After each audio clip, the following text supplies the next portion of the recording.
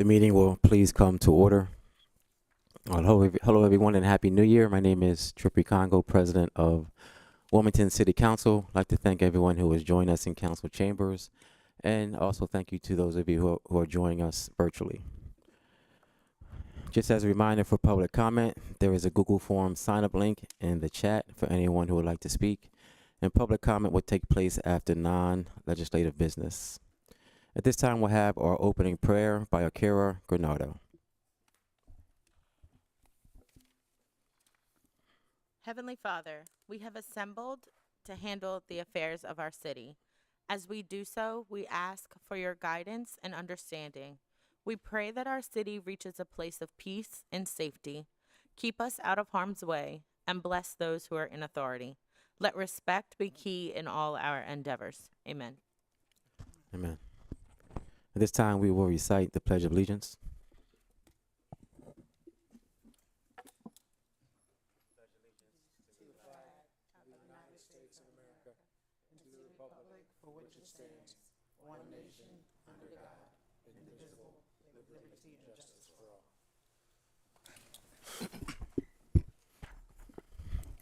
Clerk, please call for the roll.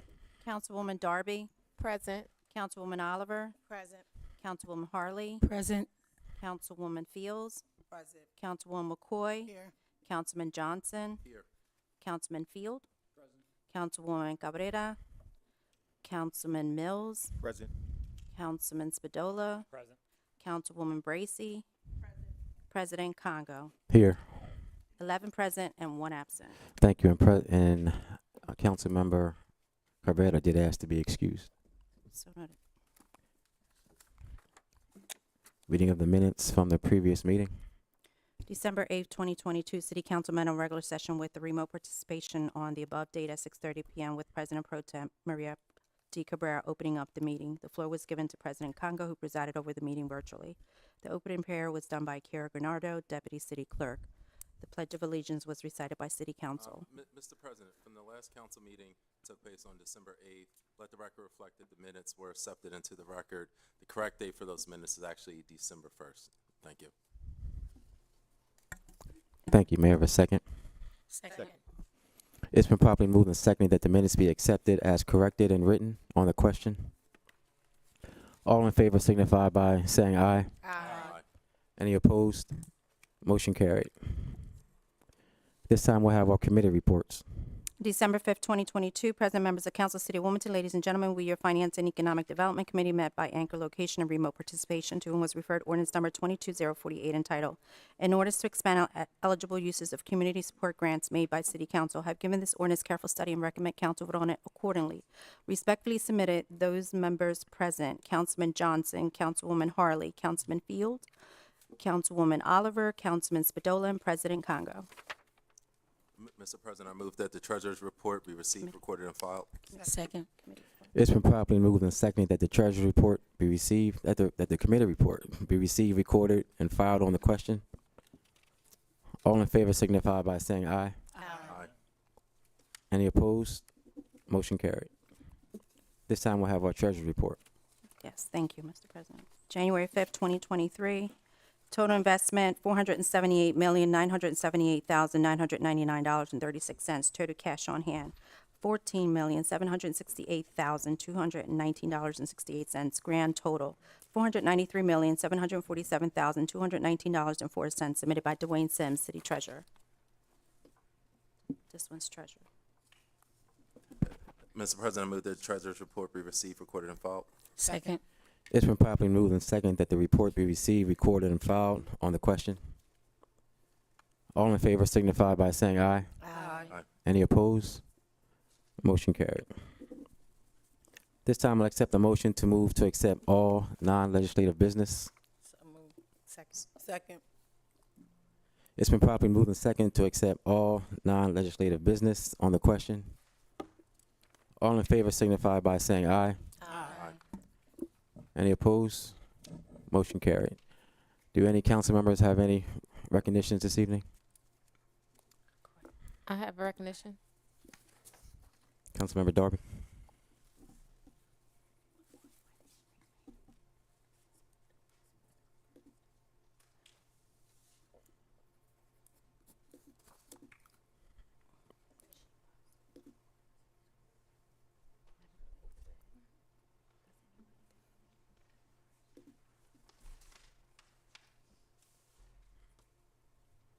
Well, good evening, everyone. Happy New Year's. I'm excited tonight to have a recognition for the Parking Coalition. I'm going to read the recognition and then have a few of the Parking Coalition members come up and speak. But I thought it was important to recognize them for their work. A lot of things have happened over the last few months in regards to reform around fees and fines. And they were a mixture of community people, community advocates, experts who are in that field who pushed for those reforms to happen. They were the voice. They were the reason that happened. So I wanted to make sure that the community is always recognized in the work that they're doing, and we don't forget them in the work that they're doing for the city. Whereas it is in the sense of City Council to honor individuals and organizations who have demonstrated outstanding achievement and are deserving of recognition and acknowledgement. And whereas Council Member Shanae Nicole Darby would like to acknowledge the Wilmington Parking Coalition for the attention they have brought to parking tickets, booting, towing, related fees and fines, and appeal systems in the city of Wilmington.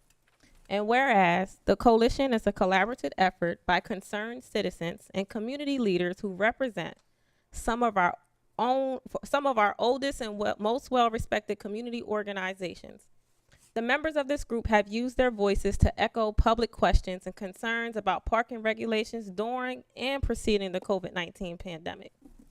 And whereas parking enforcement is a highly visible aspect of city services that impacts both residents and visitors alike. However, the procedures and processes underlining how this work is carried out are much less familiar to most.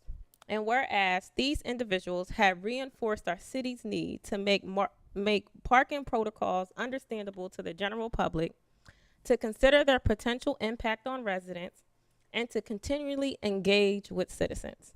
This coalition has brought attention to some of the true costs parking fines can have on low-income residents and their families. Now, therefore, be it resolved by the Council of the City of Wilmington that this legislative body is pleased to recognize the Wilmington Parking Coalition and to thank them for their contributions to the city. Did you want to have them come forward to say anything? Yes.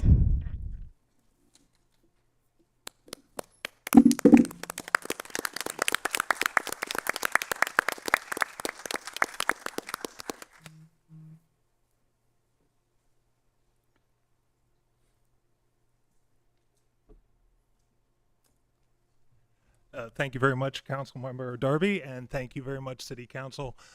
Anyone who knows me knows that for the past 15 years, I've been a huge advocate for the City of Wilmington, for the arts community, for the business community, the entrepreneurial community, for the residents, and for everyone visiting the city. And my wife and I are constantly bringing people here from around the world to experience the wonders that is Wilmington.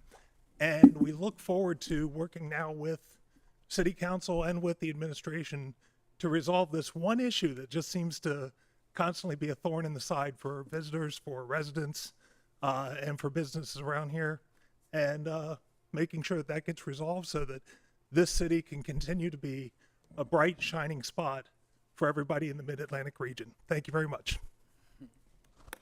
Thank you. Sure. Thanks. No, thank you, Ken. And I think it's so important to recognize our community members and the work they're doing. So I have one more recognition. I can do the next recognition, Council President. Yes. Just before. Oh, that, I'm sorry. Councilmember Harley, did you have any Yes. comments? So I just want to say thank you to especially Ken, because I know Ken was on a committee with myself in 2017. Davis Safran also was another person that was involved in getting all of this started around parking. And there were a number of other individuals as well. So since they are being recognized tonight, I just thought it would not be robbery to mention some of the other people that got started along with Ken Grant. Congratulations to the other individuals. Is my mic on? Can you hear me? Yes. I hear you. Okay. Yes.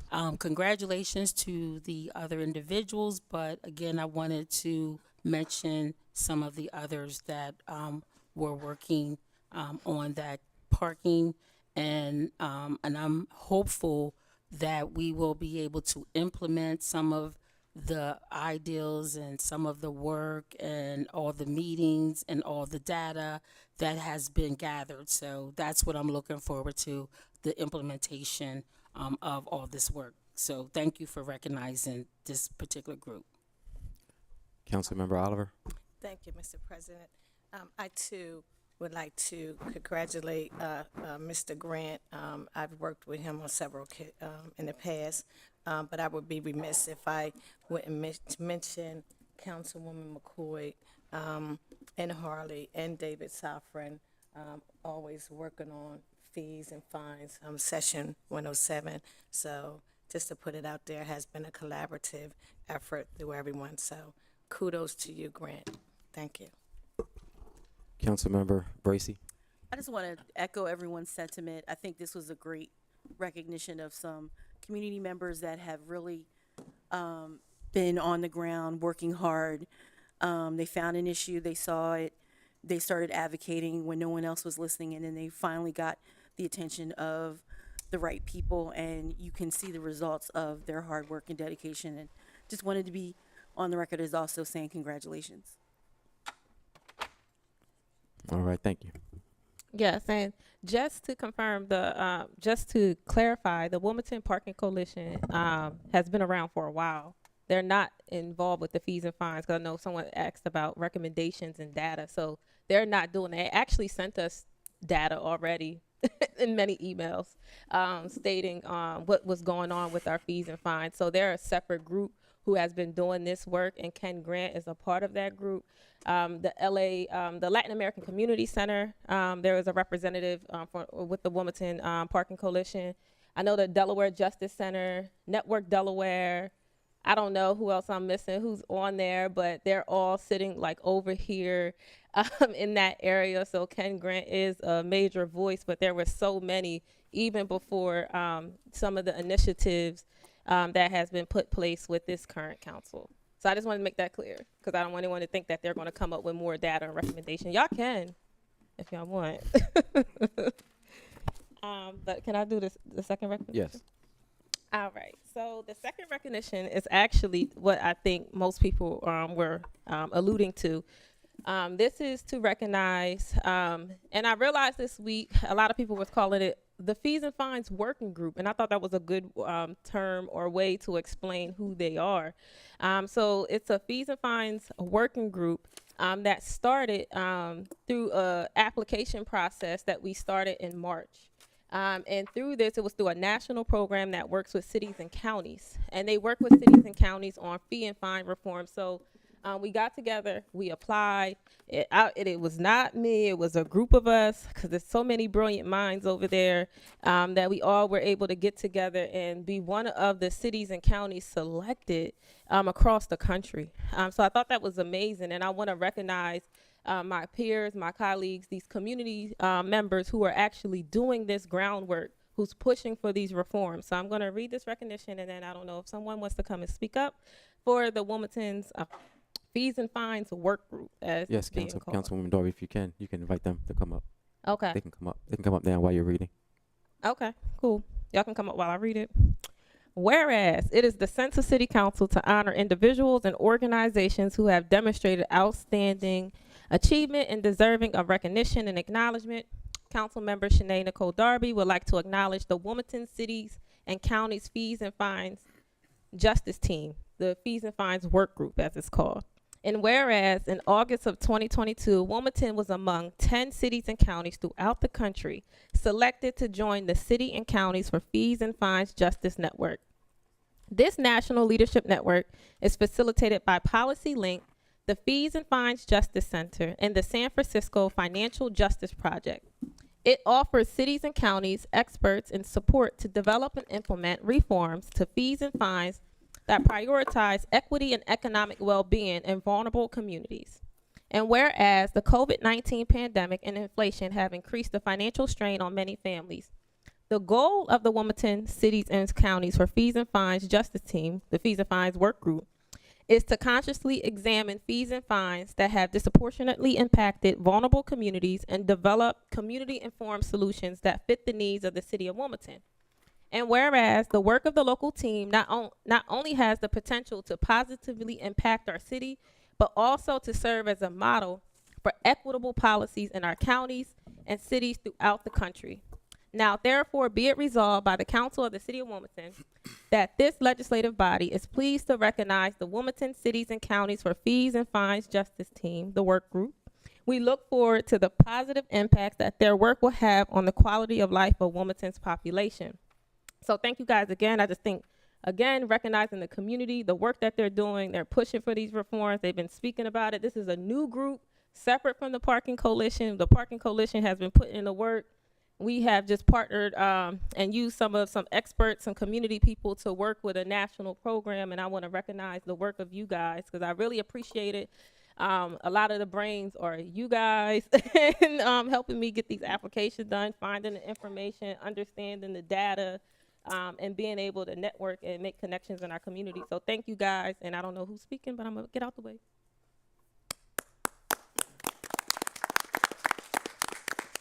Well, thank you very much, Councilwoman Darby, and also Council President Congo, who serves on the working group. And we just want to thank the willingness of Council to work with the community on the reform around parking tickets and around water billing and around other fines and fees that are impacting residents. And I know that there's so many people here. People mentioned before about how many people on council have been working on these issues. And I definitely have spoken with a lot of you for years about these issues. And I know that you've probably heard from your constituents. I know I'm part of a community group, Facebook group is about 900 people. And probably not a month goes by without people talking about parking tickets or water billing. So I know it's a big issue for residents. And what I'm really excited about is that we have an opportunity to get some national support for how we can address these issues. And I want to, again, acknowledge that tonight you'll be moving forward with the resolution on appointing the people to the task force that was created a couple months ago, the Fines and Fees Task Force. And I just think, it's kind of everything. There's this Fines and Fees, Center for Fines and Fees Justice, and everything that we've learned from going to their workshops. They had a boot camp, they have a lot of trainings, is that when people work together with people who are impacted, with people who are making the laws, it just comes up with better solutions. So I'm excited about the reforms that have been proposed by the city. I'm excited about the work this council is going to do. I'm excited about the collaboration with the task force. And I just want to thank everybody for all the work that you've been doing to bring attention to this issue so far and bring up solutions so far, and I'm excited about next steps. So thank you very much, and thanks again.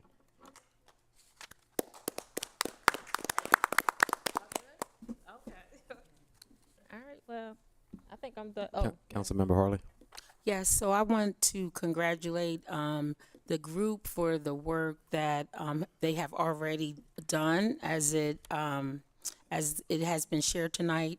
I had the opportunity to speak with Councilwoman Darby as it relates to how they have been meeting, this work group have been meeting, how they have their website that's getting ready to get rolled out. They already have money that has been allocated that's associated with the grant. So kudos for the grant, kudos to the working group, and how they have organized and they pretty much have a strategic plan in terms of how they're going to go about in the community to get feedback, to continue to get the information that they need to do the reform around water fees and I think parking, that particular group. So I just wanted to say congratulations because they've already started the work. They're doing a lot of work. They have a website, and that's great. And I think that you should be applauded. And I want to say congratulations and thank you. Thank you. I'm going to ask our council member Spadola to come forward, please, with your recognition.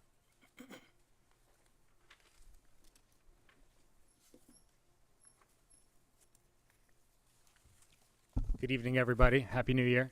I just wanted to take a moment to congratulate our new police chief, Chief Campos, who we're happy to have with us tonight.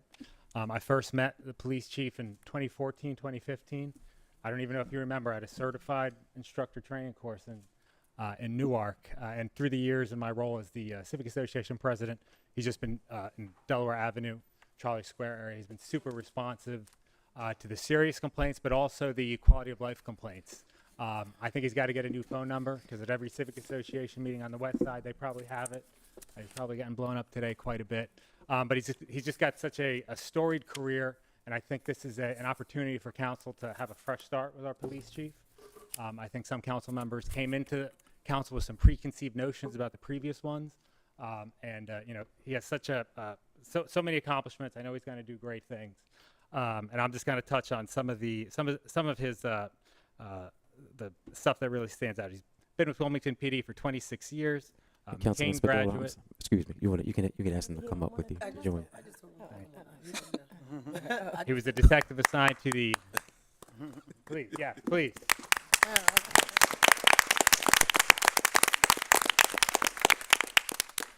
He was a detective assigned to the ATF task force. Worked in community policing, criminal investigations division, HR, polygraph examiner. He's also served on various boards in the community, former Army reservist, and he will be the 33rd chief of the Wilmington Police Department and the first individual of Hispanic descent. Congratulations, Chief.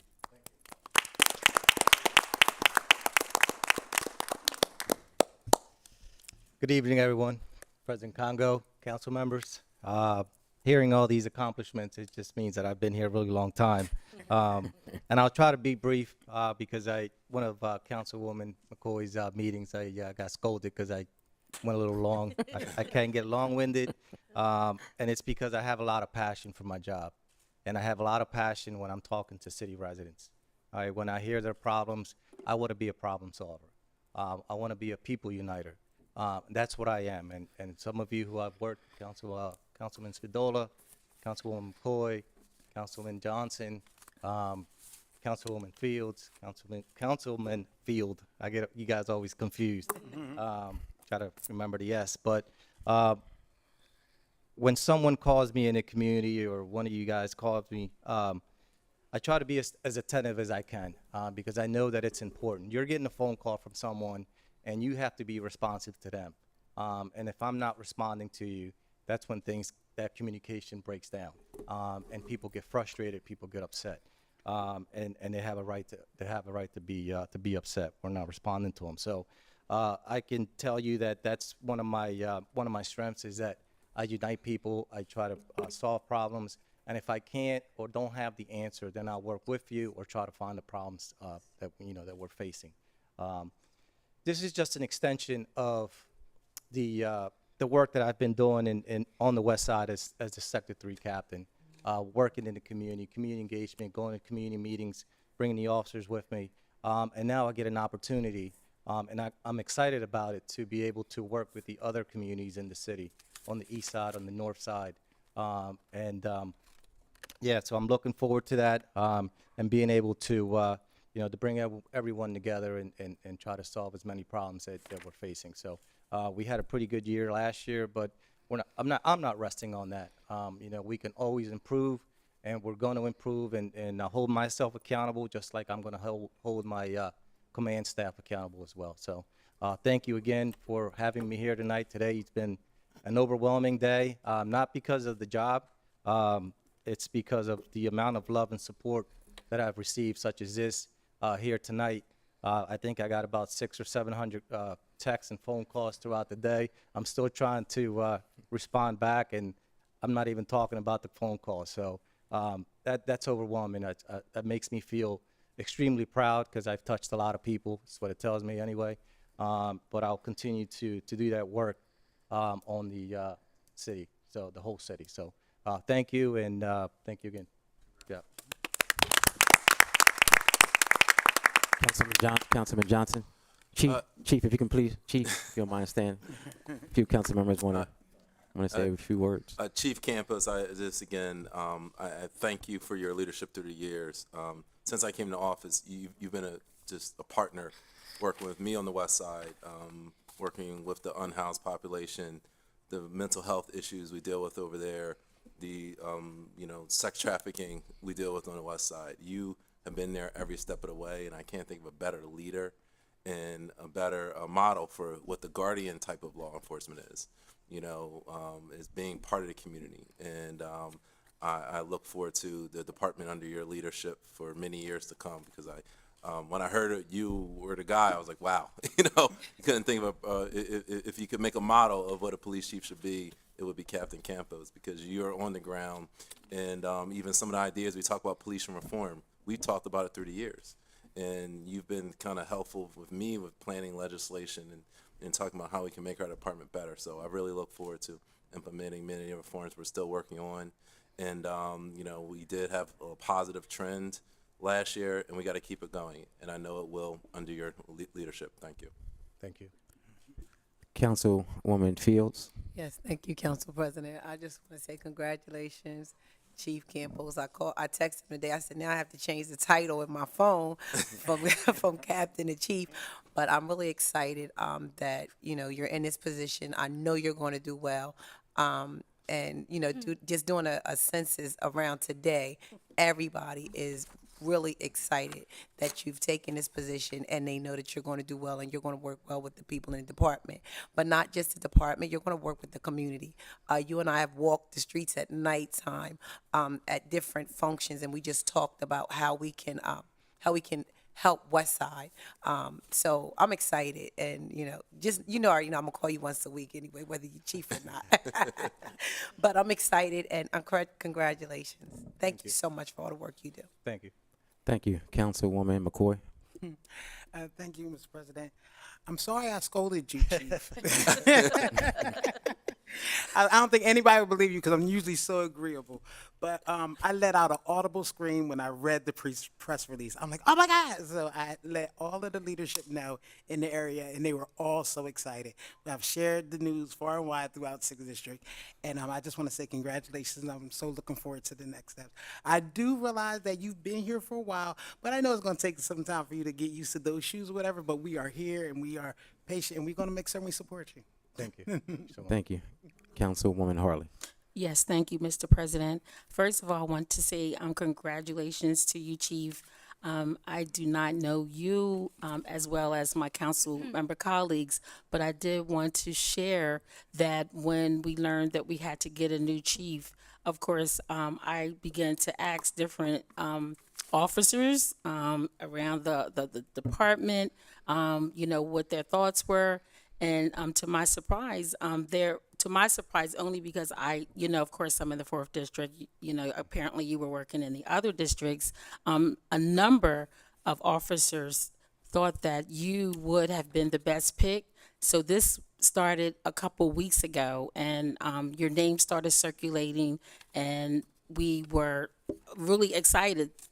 Meaning myself and some of my other colleagues that had heard about it, because it had been circulating for a couple weeks. So I will tell you that when it was formally announced, a lot of people were very excited. So those texts that you just mentioned, and those emails and the communications that you've been receiving, I think it's sort of like citywide. And I just want to say congratulations. As it has already been mentioned by my colleagues, I am looking forward to working with you, our public safety chair and committee, our president, and, helping to be supportive and doing whatever is needed to help, move our city forward, and whatever we can do to help you. We're ears, we're here.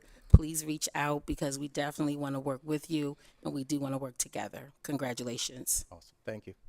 Thank you. Councilwoman Darby.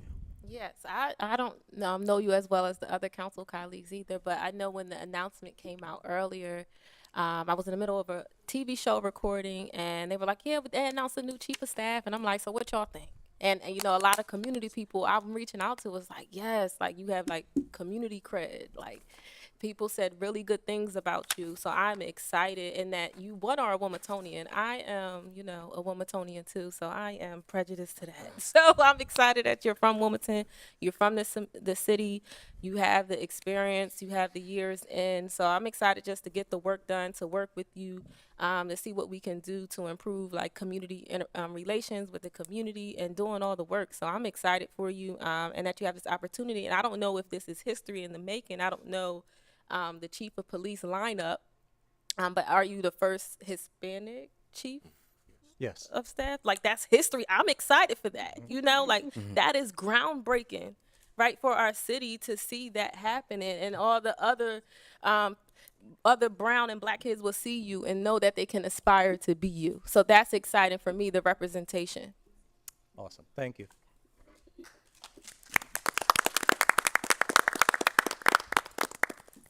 And yes, Chief, I just want to echo everybody else's sentiments. Just like Councilwoman Harley said, when we learned that we were going to need a new chief, I immediately just started reaching out to officers, and your name came up from everyone who I asked. They said that you are just an excellent person, you're a great person, you're community engagement, you know the department, and you're just well respected within that department. So I'm definitely looking forward to working with you and seeing how we can just together just make our city better and safer. I've never put a lot of burden as far as crime and homicides on the police department, but I know that through community engagement, which is your life, we can help solve crimes and we can be more proactive and be more respected as a government. So I'm really looking forward to you and what I believe that you're going to instill in your officers. So thank you in advance. Thank you, President Congo, and I think anyone else? Yeah, Oliver. I just like to, I'm not going to repeat what everyone else said, but congratulations. Awesome. Thank you. And again, I'm looking forward to working with each and every one of you, even those of you who I haven't met, and in a personal way, like the other council members, where we connect each and every week, just about 2 or 3 times a week. I'm looking forward to that, and we're looking forward to working with all of you to try to make this city as best as possible and as safe as possible for our residents. Thank you. Thank you.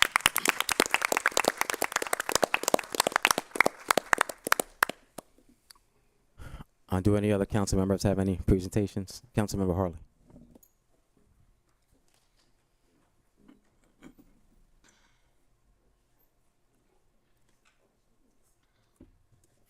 Good evening, everyone.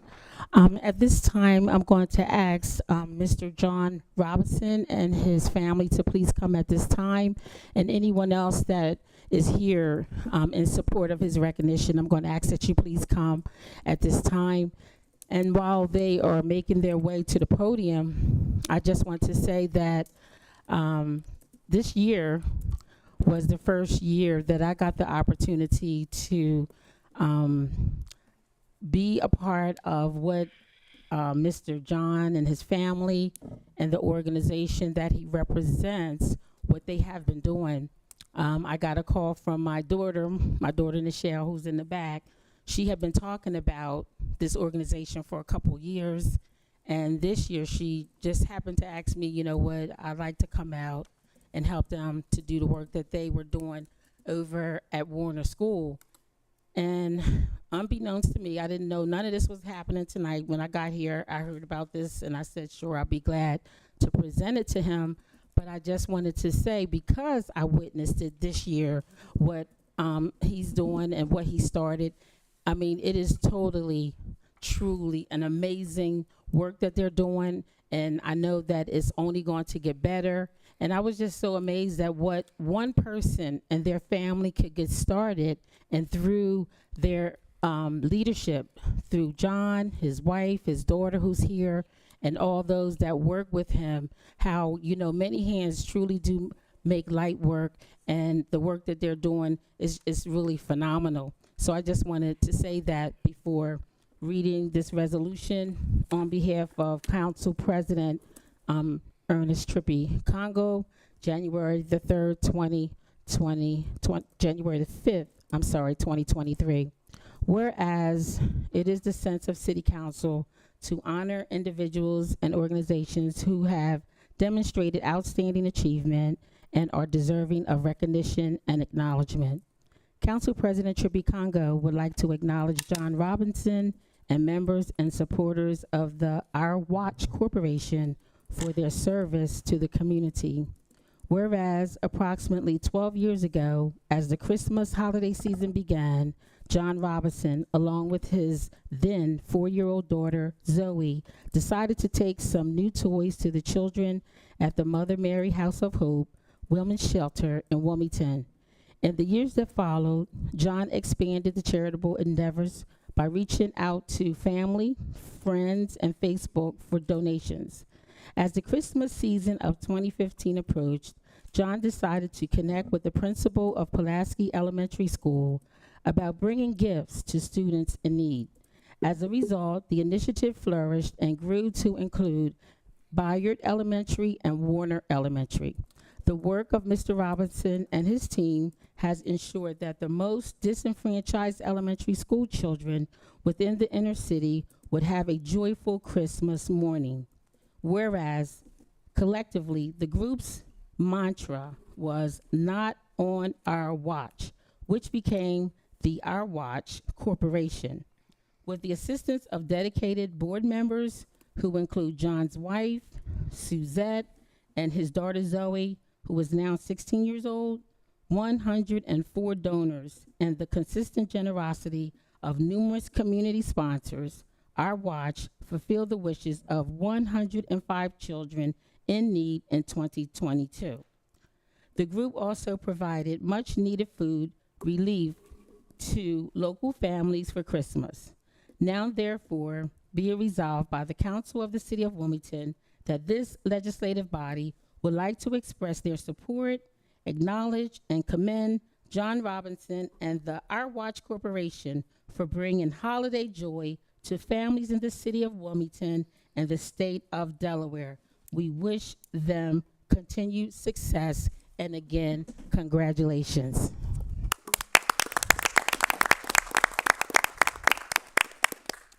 So, Mr. John, this is your resolution, and at this time, I'm going to give you the opportunity to share some remarks or make a comment.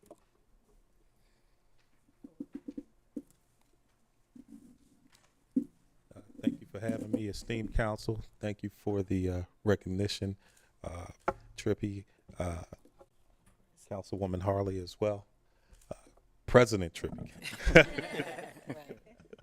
All right, sorry about it. I didn't see this train coming.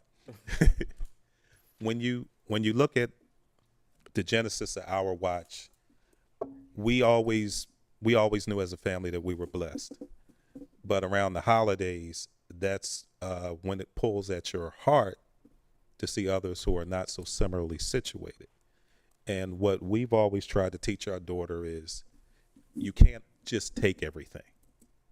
It's more about what you give than what you receive. So we started out dropping gifts off at Mary Mother House of Hope Women's Shelter, and I would buy a toy for a girl and a toy for a boy every year. Well, that one Christmas, they didn't let me just drop it off and run. They wanted some information. And at the time, a popular toy called Bratz was out. And this one little girl, all she wanted was a Jade Bratz doll. That happened to be the toy that I brought that day unknowingly. And she was overjoyed. And I said, okay, there's some magic here.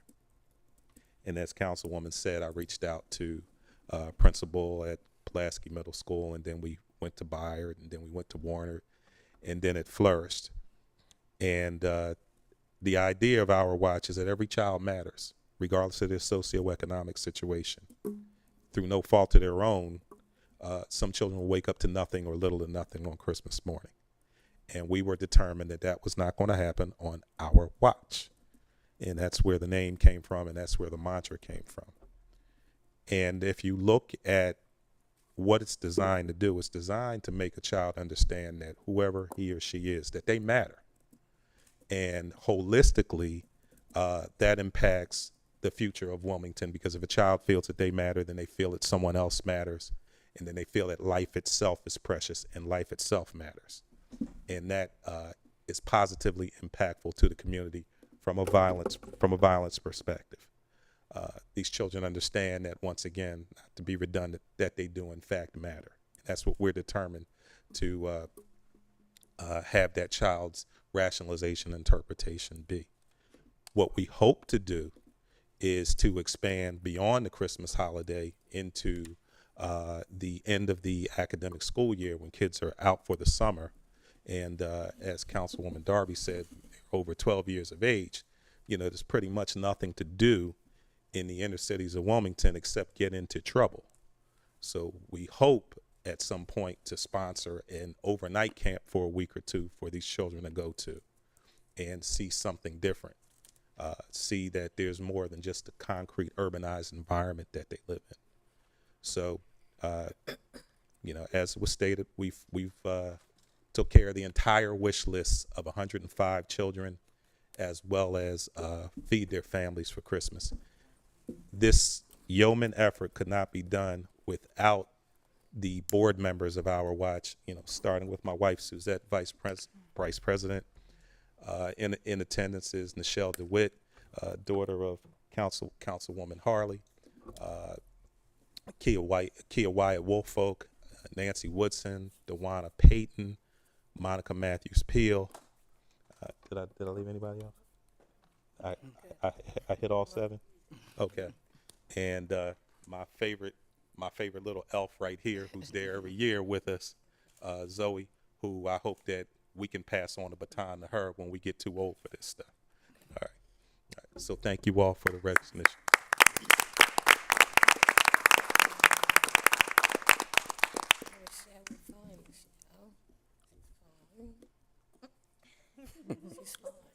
I'd like to say something, if possible. She's okay. She doesn't want. Councilwoman Oliver does have a few words. I just want to say one more thing. Your council president, Mr. Congo, is sold out for the children. So he's quite an inspiration in himself, too. I'll never forget the one time that he was in a barbershop with a young man talking about the young man's grades and his life and what he deals with as a teenager. And Trippy promised him if he made honor roll that he would give him a limousine ride to school. And he held true to that, and that's something that he consistently does on a regular basis. And this year, I told Trippy about the program. Trippy was there. He beat me to the school and was helping unload the truck for the children as well. So you have a council president who is absolutely sold out for the children and generally cares about the children of the city. All right. Thank you. Councilwoman Oliver, did you have a few words? No, I just want to say congratulations, John. And I was John's sweetheart on it when he was pledging Kappa down Delaware State. So. I had to get that out. That's all. Thanks a lot. Y'all have a good. Yeah, I just want to thank you, John, and your family. We all know the brains behind the operation is really Zoe. She didn't want to say anything, but we know who it really is all about. And I was blown away just to go there and see a stage full. I mean, I know you said there's 105 children, but that stage was, how many gifts do you think people bought for those 105 children? Yeah. Well, once again, this wasn't just a toy per child. This was the entire child's wish list. So you multiply 105 children by as many things that they got. I don't know. We probably got over 1,000 gifts.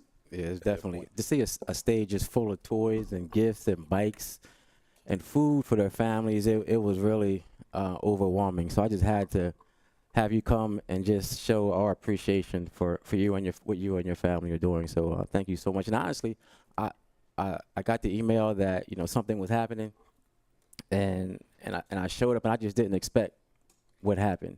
What you and your family were able to put together. So if there's anything that we as a council, me as an individual, can ever do just to keep it going and make sure that your daughter is even more successful, please let us know. Thank you. All right, thank you so much. Councilwoman Darby? Yes, no, I just want to say congratulations. Thank you for the work that you're doing. I know we talked earlier, but I wasn't shocked to see it was someone from the D9, who was a leader of doing this for our children at Warner. So I just want to say thank you and good job with the work you're doing. All right, thank you again.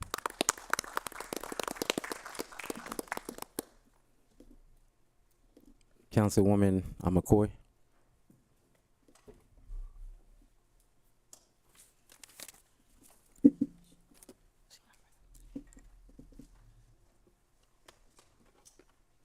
Okay, so this is not on the agenda, It's better late than never because it was actually supposed to happen in December. So, but I'm so glad to be able to be here and to present this resolution. This resolution is presented by President Congo and myself, but I'm sure that it represents all the council members. And it's for that quiet little lady over there in the corner, Mrs. Marshall Bassnight.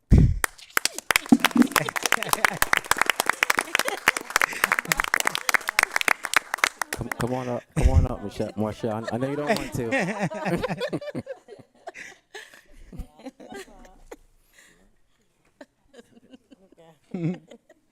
Take your time. Take your time. I don't want to hurt your foot.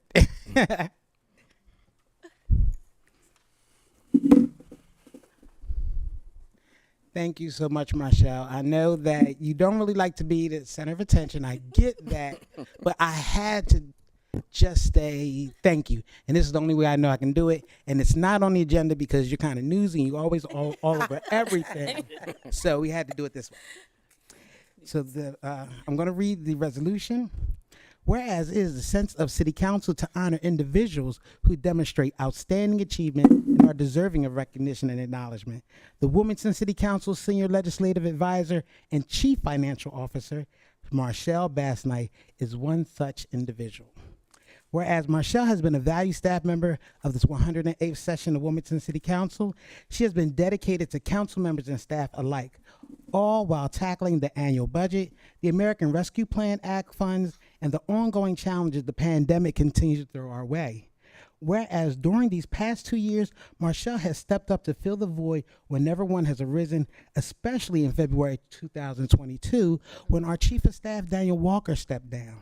Marshall continued to lead the team, including training new council members and staff, while taking on additional responsibilities of Chief of Staff to ensure that council continue to do the work of and for the people of Wilmington. Whereas Marshall understood the priorities and needs of local organizations and the community, she has been able to guide and assist council in working together with the administration to bring necessary policies and resources to communities. Overseeing the ARPA funds, which the council awarded to organizations affected by COVID-19 pandemic by reviewing proposals and grants. Marshall has also helped council address the violence in our city by working with the New Jersey-based Public Safety Collective to chart a way forward. Marshall has done an outstanding job in working tirelessly to bring a positive atmosphere, making sure nothing fell through the cracks and never once complaining. Now, therefore, be it resolved by the Council of the City of Wilmington that this council is pleased to express its gratitude to Marshall Bassnight for her dedication to City Council and the residents of the City of Wilmington.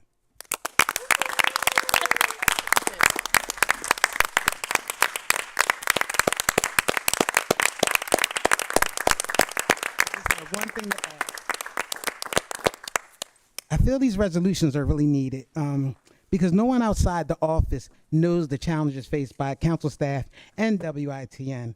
I had begun, I'm already in my 6th year, and I've been fortunate to have staff who've been able to share all the knowledge and wisdom that they've had because they've been employed here for such a long time. And so I just wanted to make certain that if we haven't expressed it enough, we appreciate you and we thank you. Yeah.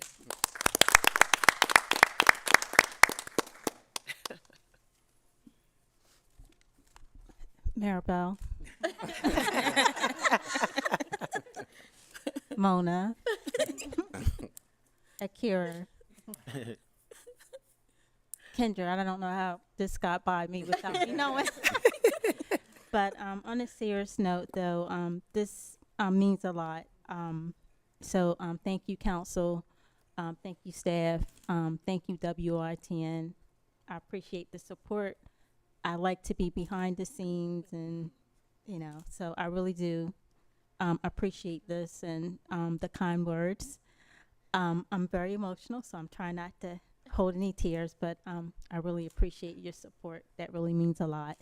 So thank you, and thank you, council colleagues, and thank you as well, President. Thank you, Councilwoman McCord. It's really, everyone, it really means a lot to me for your support. Councilman Johnson. Marshall, I couldn't words can't describe how I feel about your leadership, your study hand. You have your quiet, reserved way of leading by example. And one thing that sticks out to me is actually one of the scariest times probably in all of our lives.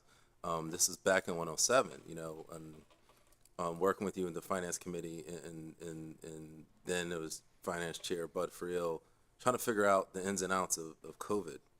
And like, is the city shutting down? Are we going to make it out? Are people dying? Like, that was scary. And it was one of the times in my life where having your study hand helped us through. I remember we were doing like daily calls. You remember those? They were like in the morning, like doing them with the administration, and just that steady leadership. You never got frazzled. You focus on the numbers, focus how we're going to help our citizens, our business community, everyone get out of this. And we look a few years later, we have gotten to the other side, or we're almost there. And it's thank you to leaders like you who you kept a solid hand and got us through. So thank you for your service. And please, I know you just got surgery, but we really need you to take a full vacation this time. Yeah. Instead of your Marshall vacations where you're still working, but a full vacation where no emails to us. But thank you again. And I just want to say one thing is, we have a awesome team for support, both on council staff on the 9th floor as well as WITN. And we also have a great new chief of staff. And I also want to say thank you for your confidence in me when it comes to finances as well as legislation and, advising. So thank you for your confidence in me. Councilmember Darby. Yes. So no, I just want to say that this recognition is well deserved. I only been on council for 2 years. I'm entering my junior year. But I know within this 2 years, I set up like weekly meetings with you or every other week to go over like every thought or legislation that I have, and you're always there to give advice, to give do's and don'ts, pointing me in the right direction. So I do want to say thank you. You have been like, I don't know, without you, I wouldn't even be doing half of the stuff that I'm doing or have most of the knowledge that I have about just being a city council person, because there's no guidance or there's no book that teaches you like how to do this. You kind of just do it. So you have been there to like guide me through that, and then being able to deal with like all these different personalities, like dealing with my personality, dealing with everybody's personality. Like, you gotta be like a very chill person to like deal with all of that. So thank you. I appreciate it. Thank you. Councilmember Harley. Thank you, Mr. President. Congratulations, Marshall. You definitely deserve this recognition on tonight. As you know, I always appreciate you. I always tell you how much I appreciate you and thank you for the work that you do ongoing. I don't want to sound redundant because, it has already been said, so I just leave it like this. You are the MVP.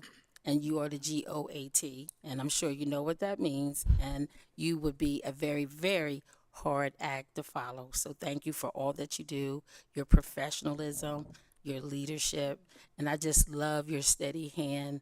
I love how you are just so consistent, and I just love everything about you. So thank you for all that you do. Thank you. Councilmember Mills. Thank you, Mr. President. Ms. Marcia, I just wanted to say thank you, and you've truly been a blessing at times when I felt like I didn't get guidance. You are that guidance, and I just wanted to say thank you, and you're a true blessing to the city, and we are so thankful to have you and appreciate you. Thank you. Thank you. Councilmember Fields. Marshall. When I first got on council, you were that guide. You helped me just, you guided me through everything whatever questions I had, even if I was wrong, you corrected me. If I wanted to say something, you said, no, you can't say that. You can't do that. So I really appreciate you being who you are. You're true to your word. You do your job and you do it well, and no one can take that from you. I appreciate you taking the calls on the weekend at times when I'm texting you, or not just me. I'm sure everybody else texts you on the weekend as well, just to find out certain things. And I appreciate you. Maybe not you, but I do appreciate you just answering at times. So I thank you, and I appreciate you. Thank you. Thank you. Councilmember Oliver.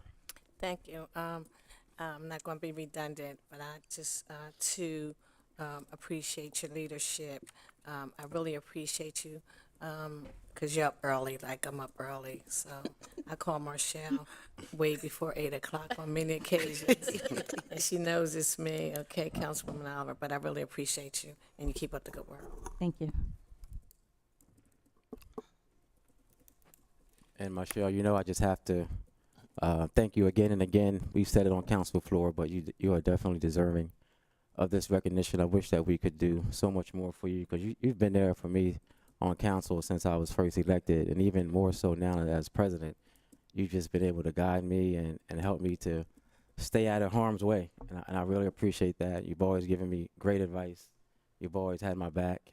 You've always been fair, and again, just dealing with so many different personalities and so many different tasks that you are just an expert at, not just finances, but just kept being there for council as a whole. Just thank you so much, and we all appreciate you. We all love you, and I don't know what we would do without you. I remember when I was first elected, there were people, I don't think I ever told you this, but there were people who were saying that I shouldn't have you a part of the team. And I was like, are you crazy? there is no way that Marshall cannot be a part of council, because just your experience and your knowledge and just who you are as a person.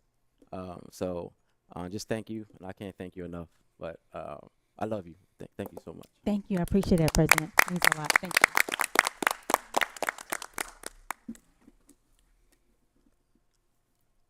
We do need to. I'm sorry, we are not done. Oh, excuse me. I have one more. And this one is actually going to our president, Excuse Ernest me. Tripicanga. We need to we need to take a vote just to it, because it's almost 7:30, so we just need to vote on extending public comment. We haven't gotten to it yet, so I'll just take a roll call, a voice vote to extend public comment beyond 7:30. All in favor signify by saying aye. Aye. Any opposed? Motion carried. All right, it's your turn, President.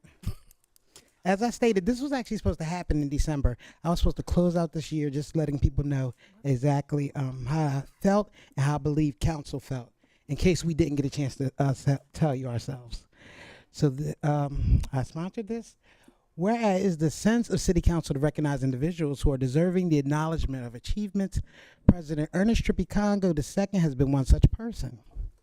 Whereas this council session has seen unprecedented loss of 3 council colleagues in a relatively short period of time. Between September and November of 2022, council members and staff mourned the loss of our members, Dixon, Walsh, and Gray, all of whom left their mark on the city of Wilmington. Whereas those 3 months and continue to the present, President Congo has been a source of support in more ways than one. President Congo guided council members and staff through these extremely sad circumstances, all while coping with the loss of his colleagues and friends and maintaining the regular demands of council business. He made sure that his fellow council members and staff were able to take the time they needed to grieve and attend services and meet with counselors to navigate through the complex emotions that come with grief and loss.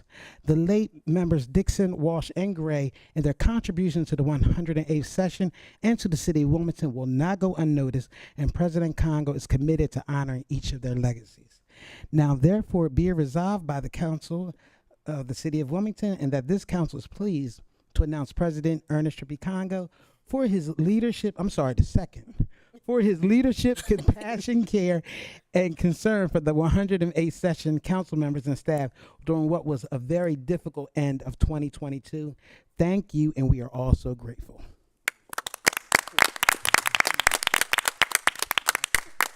Wait, I have one last thing before you get a chance to talk, and then I'm going to my seat.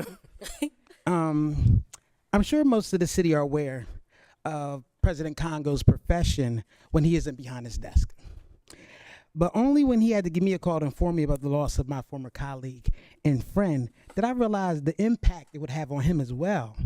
And so in order to, to care for us, my council members, my colleagues and staff, as well as the family and friends of, my colleagues who we lost, all while providing a service for that person who we considered a friend. and now to do it again and then once again. I just applaud you for you keeping a steady hand. I never understood how you did it, but I'm so glad that you were able to do it. So thank you so much for all that you've done. Let me give you your. Your resolution. Thank you.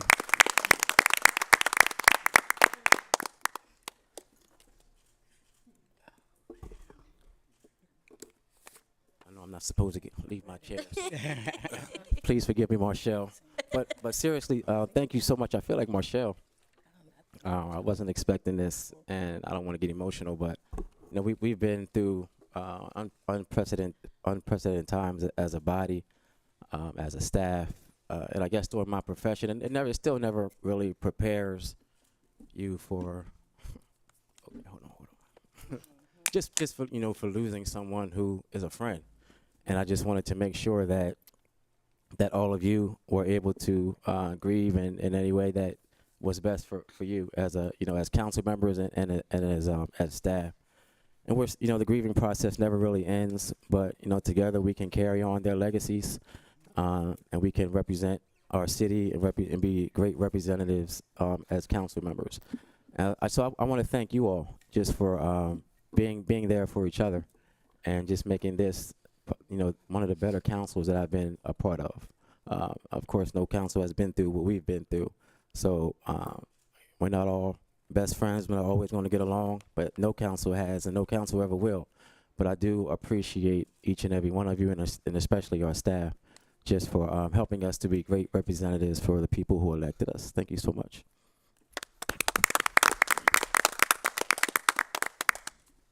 And at this time, we will move to public comment. We No, can't speak to that. No, you can't. Like, I don't want to get up here and start crying. Then it's gonna be on video. They can't see me on video you already crying. shed a tear. You already saw the tears. All right, council member Darby. Yes, no, I just want to say thank you, especially during that time with the assistance that you did offer. But I also want to say that this speaks to like the bigger than that just issue, but just who you are as a person. I remember like my first time meeting you, I wanted to I want to run for office. Let me meet with the current council person. And you were so humble, calm, cool, just collective person. Like you're just very well liked. Like, and people from for me, like from your stature, most people aren't, honestly. And like you, and for me, for you to be that type person, like that's just natural for me to hear that you did that. Like that's just trippy. Like anywhere I go, I speak highly of you. I just think you're a good person. You have great character, and you're a humble person, and I appreciate that about you. So that's all I really wanted to say, that I appreciate you. I appreciate the support. People would probably think like we're thick as thieves, and we're really like not, but like right. You support me, like, and like a lot of things, like if I come to you and ask you about it, or a lot of guidance or advice, and we just happen to just agree on a lot of things, and I just want to say thank you. All right, thank you. So at this time, we're going to move on to public comment. I know we have one person. Okay, so we do have Kathleen Patterson, who is in attendance. Who would like to come up and give public comment, Ms. Patterson?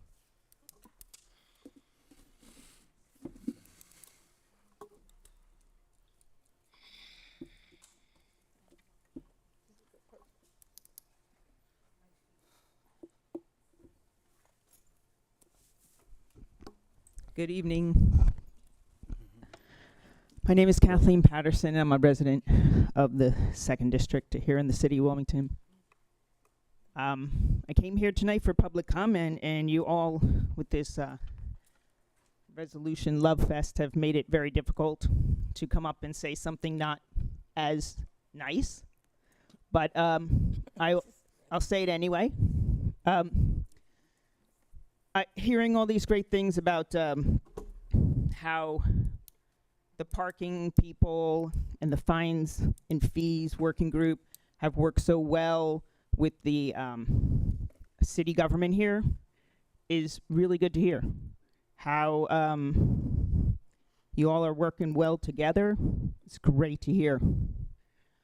But it's not always like that.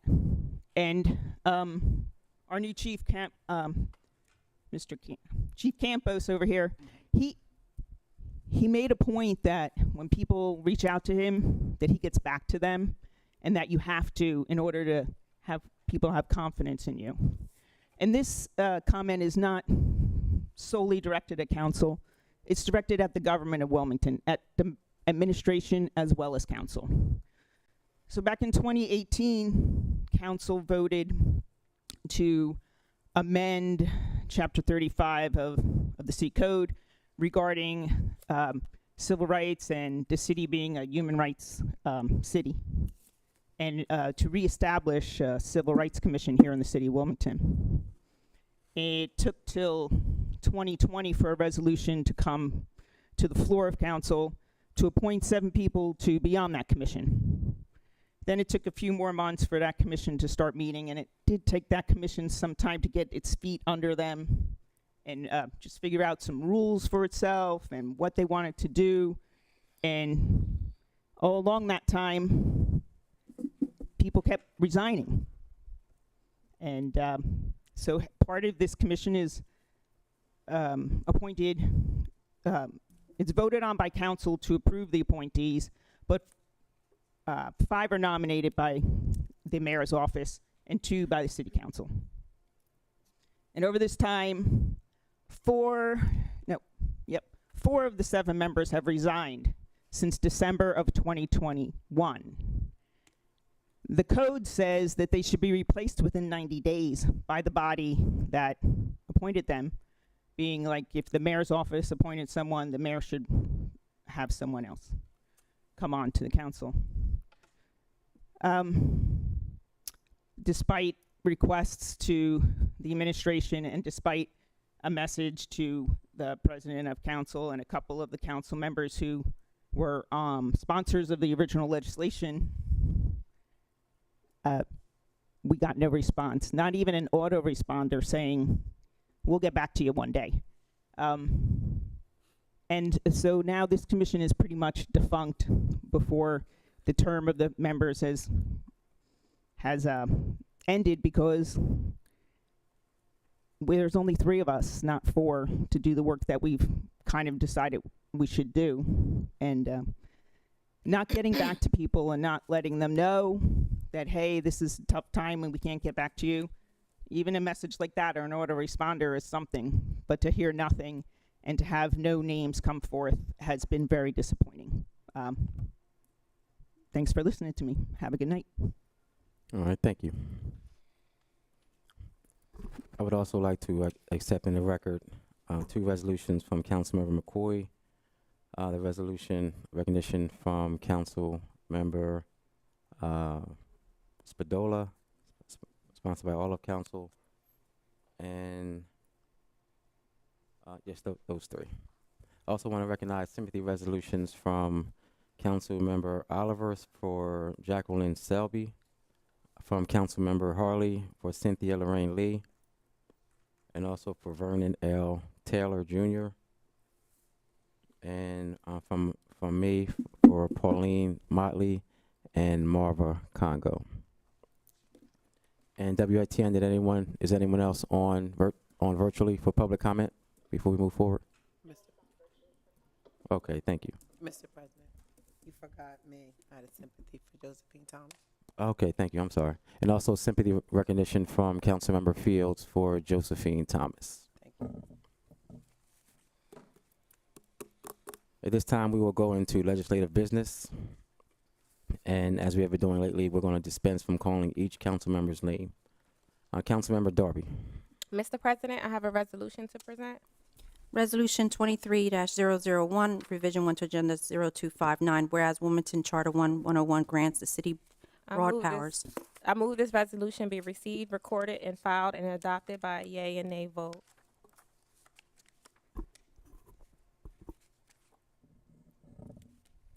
Is there a second? Second. It's been probably moved and second that this resolution be received, recorded, filed, and adopted by a yea and nay vote on the question.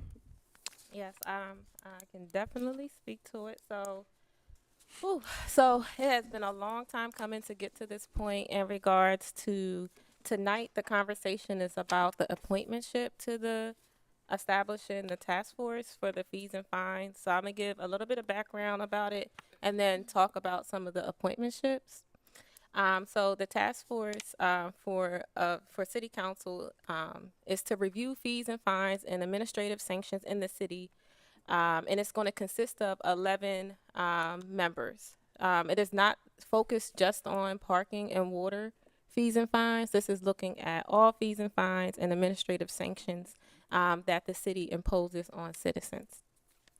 It also, I have a slew of things in the resolution that it's going to focus on. So fees and fines in the city Department of Finance, Department of L&I, the granting of business license, collecting inspection fees, the city fire marshal's office. So looking at all of those fees and fines and just making sure they're equitable, the process and procedure makes sense, and is not predatory to our community.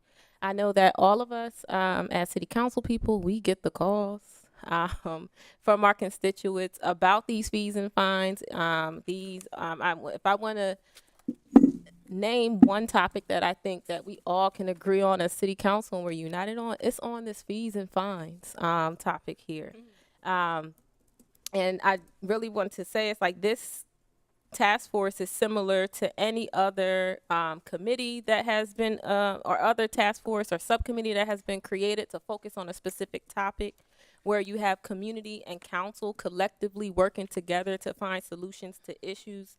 This task force is about creating a business partnership between council, the administration, and the community to share best practices and address all of the issues, not just some of the issues around fees and fines in our city. So this is not about like one-off convos with just a few council people, but this is about inclusion and making it a collective effort for all of us. I do want to recognize that this conversation started in the session before me. And I discovered that when we had Chief of Staff Daniel Walker, I was like, hey, how do we handle this fees and fines? Because we had the Parking Coalition sending us emails about all of the predatory towing, the booting, everything that was going on. I'm like, what do we do?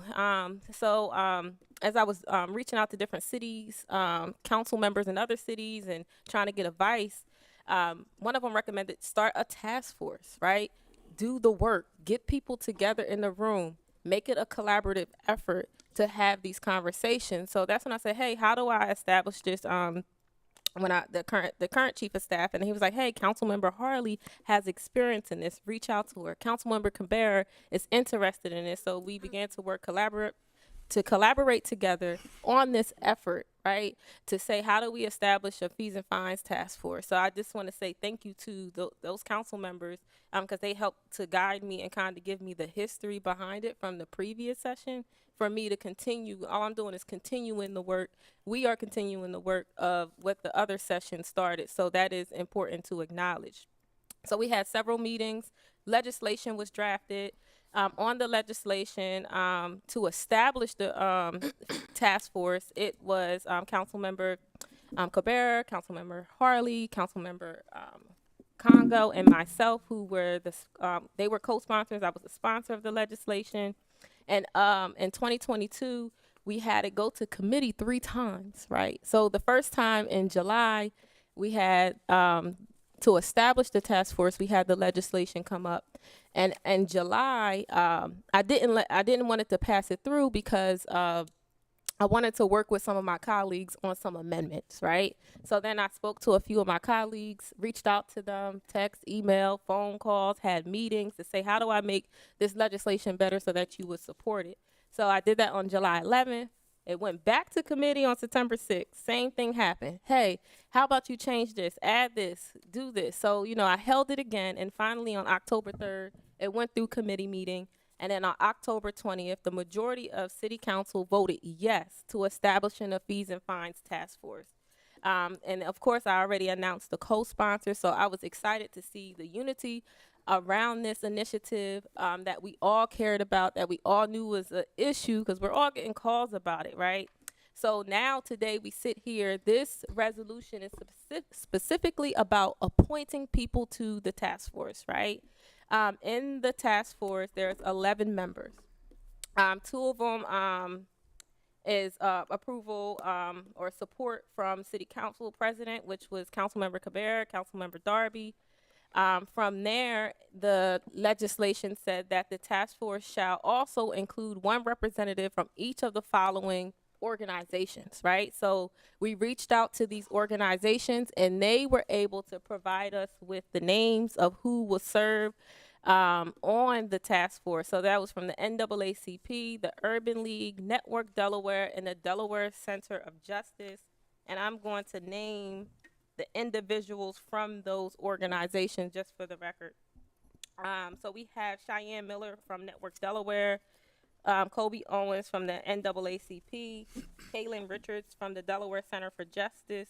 Those are the representatives from each one of those organizations who will serve on the task force. Those names were given to me from the organization to put onto the task force when we reached out to them.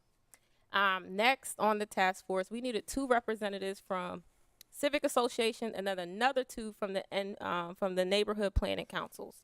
So from there, I reached out to 2 of our council people. I was like, hey, we need a rep I wanted a rep from the 4th district because I understood that the 4th district was highly impacted by fees and fines, right? So I reached out to that council person who represented the 4th district, Councilmember Harley. I said, hey, do you have a name? And the name that was given was Andre Harris. No, David Ross. David Ross. So David Ross is from the 4th district MPC, so he'll be representing from that MPC. Then we have, I reached out to the 5th District MPC. They gave the name Christian Willauer. And then I reached out to Council Member Oliver. I said, we need someone from the 3rd District. So then I got the name Andre Harris. He's from the 3rd District, one of the 3rd District Civic Associations.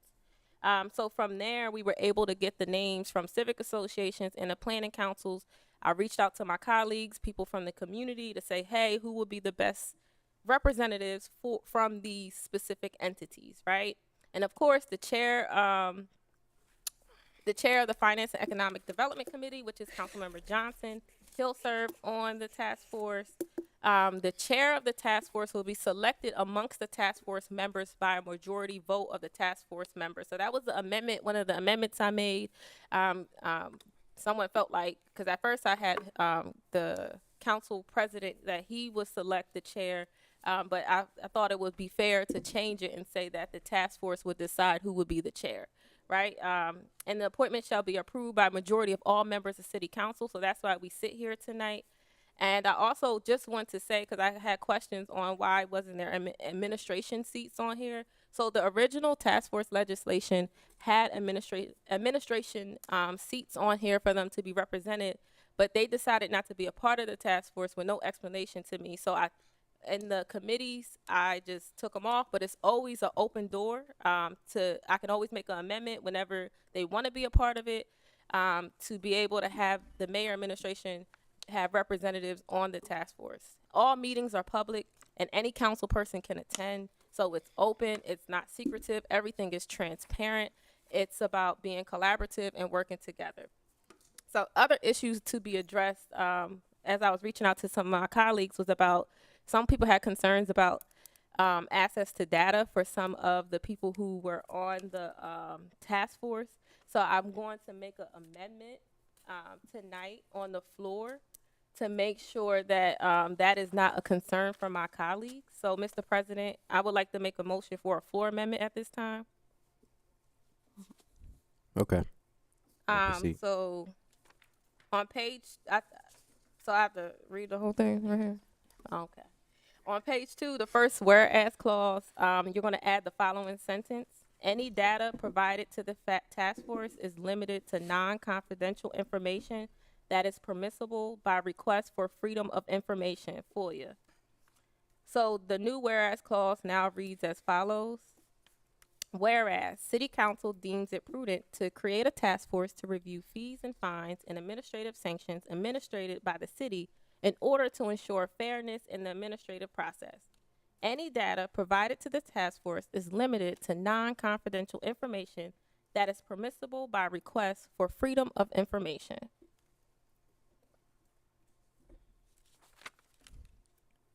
Okay, thank you. So now we're going to take a vote on the amendment. If we can have a second, is there a second? It's been moved and seconded for the amendment. All in favor signify by saying aye. Aye. Aye. Any opposed? Amendment carried. Amendment passed. You may continue. Yes. So there was some other concerns about the appointmentship. I reached out to everyone on council to ask about any alternatives. I didn't receive any alternative names. And the appointmentships were giving the organizations selected their people. We reached out to the NPCs and civic associations and had support for the council people who were appointed to the fees and fines task force.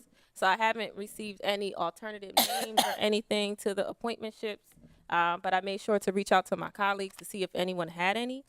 And then there's one last thing I want to address before we do the vote. I know there was some confusion between the fees and fines task force and the fees and fines working group, right?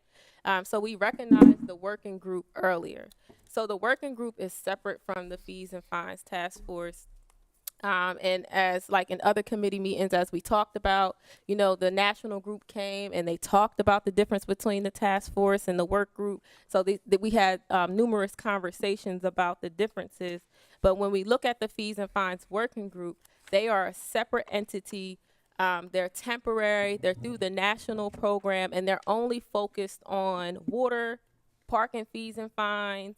But what's really special about that working group is that they'll help with the foundation and building this task force so that once they're gone and this program isn't with us anymore, we can continue to have conversations around fees and fines through the task force, right? So they're just here for the technical assistance to get us to network with other cities who are bigger, similar to us, smaller than us, to have these conversations. So they're just going to help us get it established, get it started, give us the technical and strategic assistance that we need.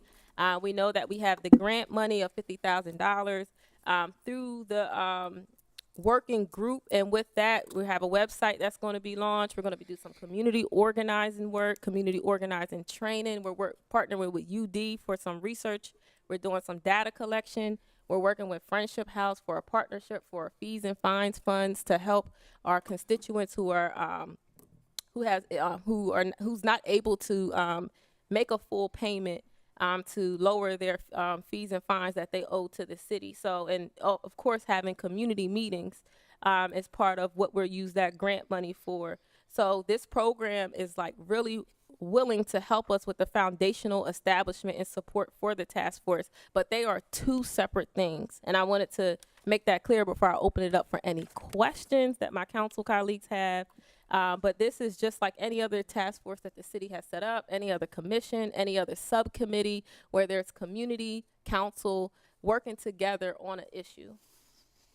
Thank you. Thank you, Councilmember Johnson. This has been a long time coming, as Councilmember Darby has said. This look at fines and fees, and you know, for me, it goes back to being a longtime member of Delaware Center for Justice. We began the whole conversation by looking at the state system and the bail system, the KPS system, and it still remains unfair. Even though we've made progress in that realm. So, you know, this is, I think, continuing that same work. I certainly, there was concerns I know about data and city and access to city records. I believe that has at least been addressed. I do know this is a controversial somewhat with the city, and I think, you know, the key is being on the same page with administration. So I think no matter what happens tonight, I think the work still can continue, because I don't really logistically, I'm not even sure where the city comes in. As long as we can support the group and then come up with ordinances to make the system fair, then that's, I think, what we can do. So, you know, no matter result tonight, I think the key is continuing the work and the working group continuing. I certainly have discussed many things with Councilmember Darby, including the fund, you know, like they have bail funds, you know, run by Meek Mill's organization. There's going to be a fund specifically for those who can't pay tickets. And look, it does happen. It does happen. I had a call the other day, a senior who on 4th Street who couldn't pay a $55 ticket. So, I mean, we can pretend it doesn't happen. It does happen. The thing is implementing, right? The administration's made a lot of progress, but they've got a lot of ways to go. And so, I think no matter what, however this task force looks in the working group, I don't know sometimes how the groups work with each other. As long as we can continue moving forward as a city, I think that's the case. So I commend it, and I look forward to this this fund that the organization will help set up, and I hope we can support our residents who are most in need. Thank you. Thank you. Councilmember Oliver. Yes, Mr. President. I know we have, when I say we, council members have been working on these fines and fees for some time now. As I do respect the working group, they can continue. As Mr. Grant stated, he's been on a working group for 15 years. I've been on various working groups, and they haven't came through city council. We do our own work. We have our committee meetings, our civic association meetings. They bring it to me, or they come up here and share it or speak, and we relay it to the administration. It has been held up. This task force has been held up in committee over 3 times, and that's because it's very confusing. We keep saying it's 2 organizations, but when you speak of it, you keep putting it together. As I stated, we as council members have been working with the administration. It's no one answer to this. We've dealt with some fees, some towing, ticketing. I even have a private meeting about the towing company, and Mr. Grant was there. And because of that meeting, the implications, we have a new towing company. We no longer have that old towing company. So we are working with the administration, and I heard a lot of good things tonight, but I didn't hear the kudos that should have been given to us as council members working with the administration. And one other thing that really, after reading and hearing this, that the administration won't be involved. And I find that a little bothering. But I support the group, but I will not be supporting this resolution tonight. And that's because of various things. It's been bad communication. I spoke to Marshall about the gentleman in the 3rd district. It's just been a lot of back and forth, and it's very confusing, though I do understand it. I know the task force group will continue its work, and I would love to attend any meetings they have and even welcome to one of the civic association meetings, but I won't be supporting this resolution tonight. Thank you, Mr. President. Thank you. I will be supporting this legislation. I do think that it's a great initiative. I do commend Councilwoman Darby for all of the background effort that she has put into this. Willing to work with council members, willing to work with the administration. It's not going to cost the city anything, if I'm correct. I believe the more people who are involved and trying to come up with a way to better our city, the better. I don't see how this will cause any harm to helping us to just improve Wilmington and getting more people to come and visit. And so I'm definitely going to support it. I do feel that it's a shame that the administration doesn't want to be involved, but that is their prerogative. But again, I commend Councilwoman Darby for reaching out to them to even inviting them to be a part of just creating solutions for our city. But I think that she just put it perfectly. Really can't expound on that at all. So I will be supporting it. Councilmember Fields. Yes, thank you, Council President. First, for the record, for the NPC for the 5th District, I spoke to Mr. Jerome Brown, and he is the president for the NPC, so he doesn't know anything about the person from the 5th District being, being from the NPC. So maybe that person is just from one of the community groups, but not from the actual NPC, because I spoke with him on that. Then my next statement is, I did ask the administration exactly why they didn't want to be a part of this task force. And they gave me an answer, so I was just, I was wondering why they didn't give you an answer, but they gave me one. And it was basically, they've already been working on it. They've been working on it since the 107 session. Some of the things are the same, some of them are different, some of them are redundant, but they've already been working on it. And to me, I appreciate the stakeholders in the city of Wilmington taking up the arms to be on a task force, but I just don't see the need for it to be a resolution coming through city council. So I will not be supporting this resolution. Thank you, Councilmember Spadola. Thank you, Council President. I came in here with an open mind about this. I know a lot of people they're good people on the committee. I was inclined to support it after hearing Councilmember Darby's comments and even Councilmember Oliver's, but after hearing Councilmember Fields, that gives me pause. If the 5th District NPC President wasn't aware of the committee, I don't think I could support it. So if during our closing comments that could be addressed, I'd appreciate it. Councilmember Harley. Thank you, Mr. President. So I've been a part of different groups talking about parking, talking about towing. We started back in 107, and of course at that time we had David Sofrin, and due to different people moving in and out, moving around in the administration, there was a delay in the committee continuing. And at that time, of course, Ken Grant, represented the organization that he works for.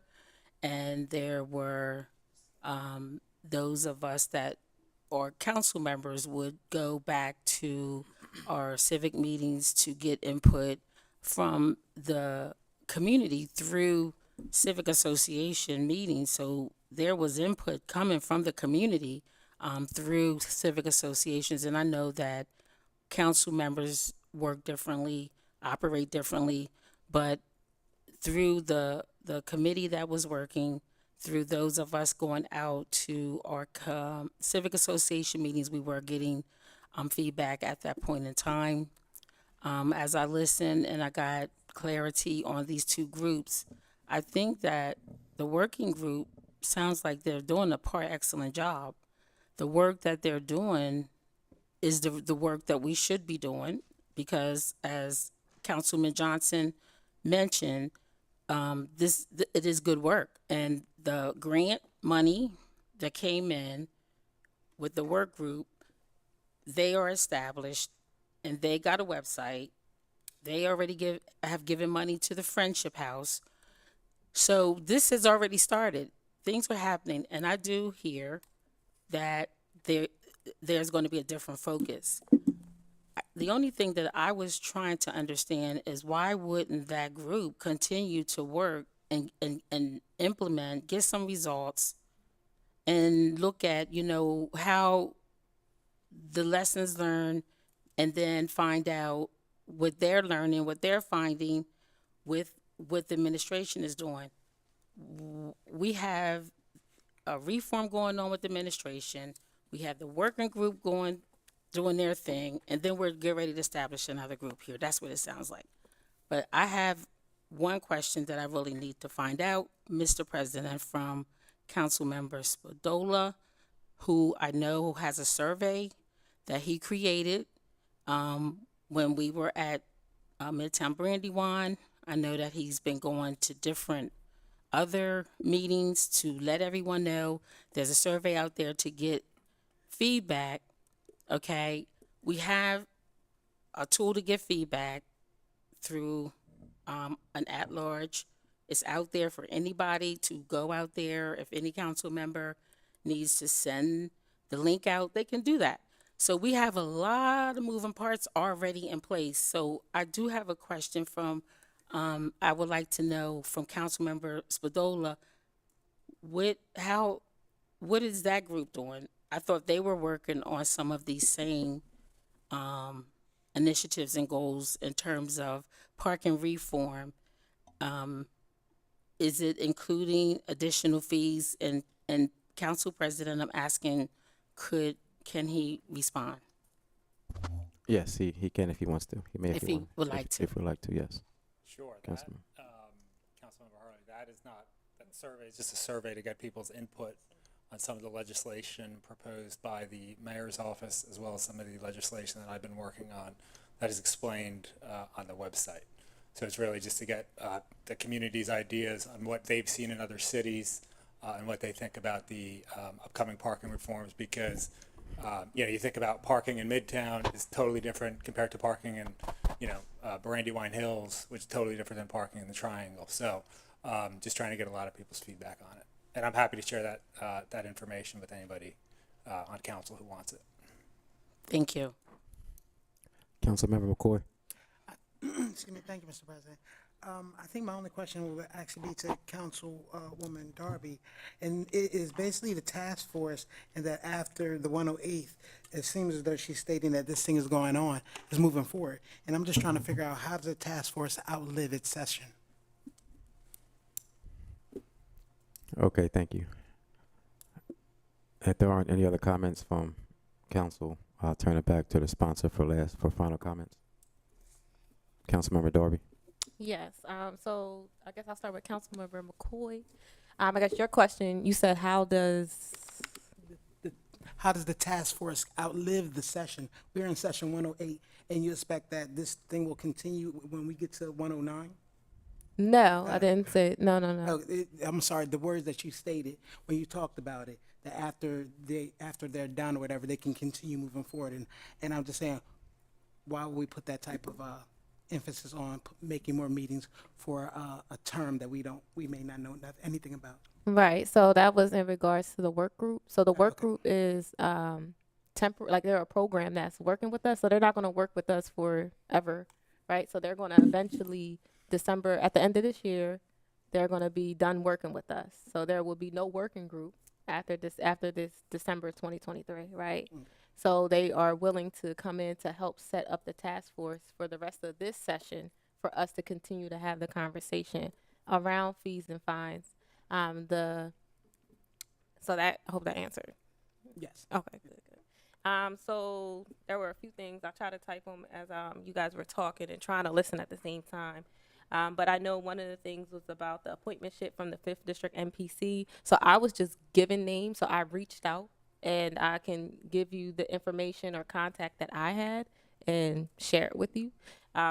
Like, I don't know anyone from the 4th District. I reached out to Councilmember Harley. I don't know anyone from the 3rd District. I reached out to Councilmember Oliver. So, like, I don't know. So I can see who was my contact person, and I can share that with you, because I was just given names. Like, I didn't choose the names, if you get what I'm saying. I don't no Andre Harris. I don't know. So, yeah, you know. The 5th District Just MPC is point of order, please. If you'd like to respond, just please raise your hand. Yes, no, I was just answering your question. So the task force, I think the lot of confusion just came from people honestly just not reading the legislation. It really hasn't changed. The purpose, the scope has been the same since day one. Everyone has been invited to the work group with the fees and fines program, the national program. They came and did a site visit. So I think the confusion might come from maybe just looking at the legislation. I don't know where the confusion comes from when it has been clearly stated by several people what the difference is between the work group and the task force. And the task force scope is broader, and the work group ends in December, and it's only focused on parking and water. It's not focused on like looking at red light cameras or looking at L&I fees and fines. The task force is a broader scope, and to focus on doing more work than what we're doing now, and it's to enhance what's happening now. So to look at what the mayor administration has done, to look at what Councilmember James Fadola is doing on his own, right? To put that all together and say, how do they all work together? It's a collaborative effort. It's not supposed to be individuals working here, individuals working there. It's like, how do you pull everybody together in one room? Like the Wilmington Parking Coalition, how do I pull them? The working group, how do I pull them? How do I pull in community members all to come into one group instead of having, like Councilmember Harley mentioned, all these different groups working together? The task force is there to pull it together, just like we have a subcommittee to talk about elderly issues. We have task force to talk about reparations. Like, there are sometimes in topics where we need different groups working together, different organizations working together to come together and have these conversations all at one time. That's what the task force is for, and it has been clearly stated in the resolution.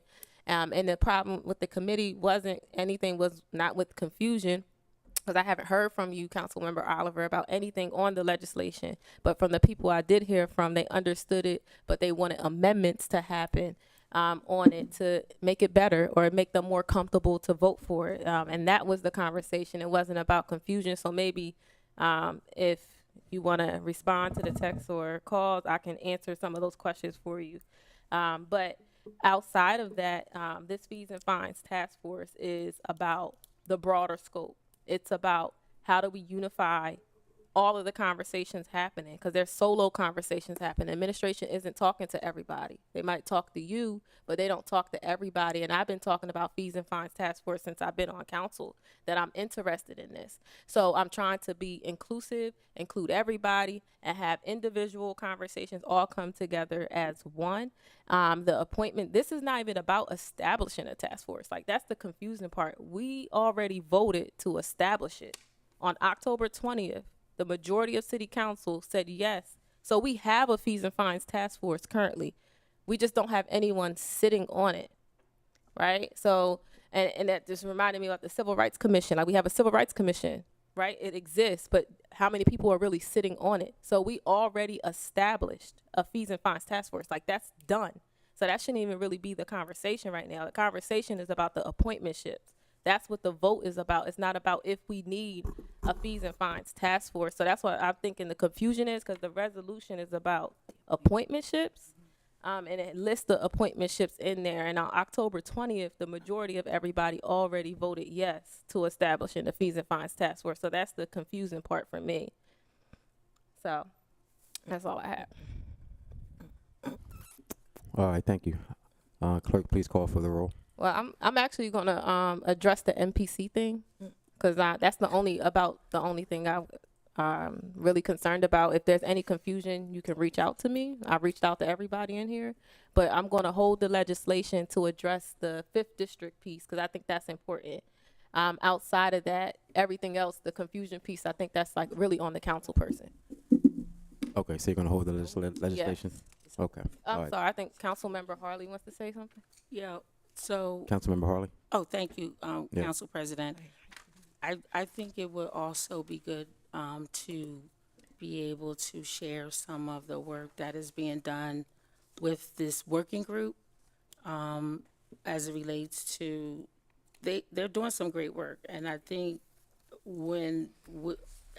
just to be totally transparent, I do think a number of council members was confused. Now, why the confusion?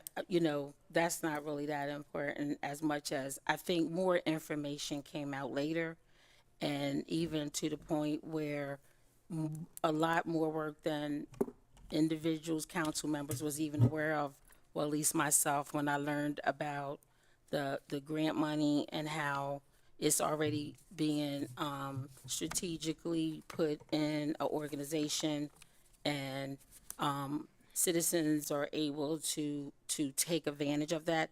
That is great work right there. That is really great work. And I think, too, it's an opportunity for us to really understand and maybe roll some of this out and begin to really see. Sometimes when you see the work happening, you can kind of buy into it a little more, because like I said, I had no idea this group that got the grant money had established it, put it in the friendship house. People were already involved. You're going to have people knocking on doors. Like, that group right there is doing awesome work. And I guess in my head, I'm thinking, like, let them get started, do this great work. And then let's, think about, okay, how does all this merge together?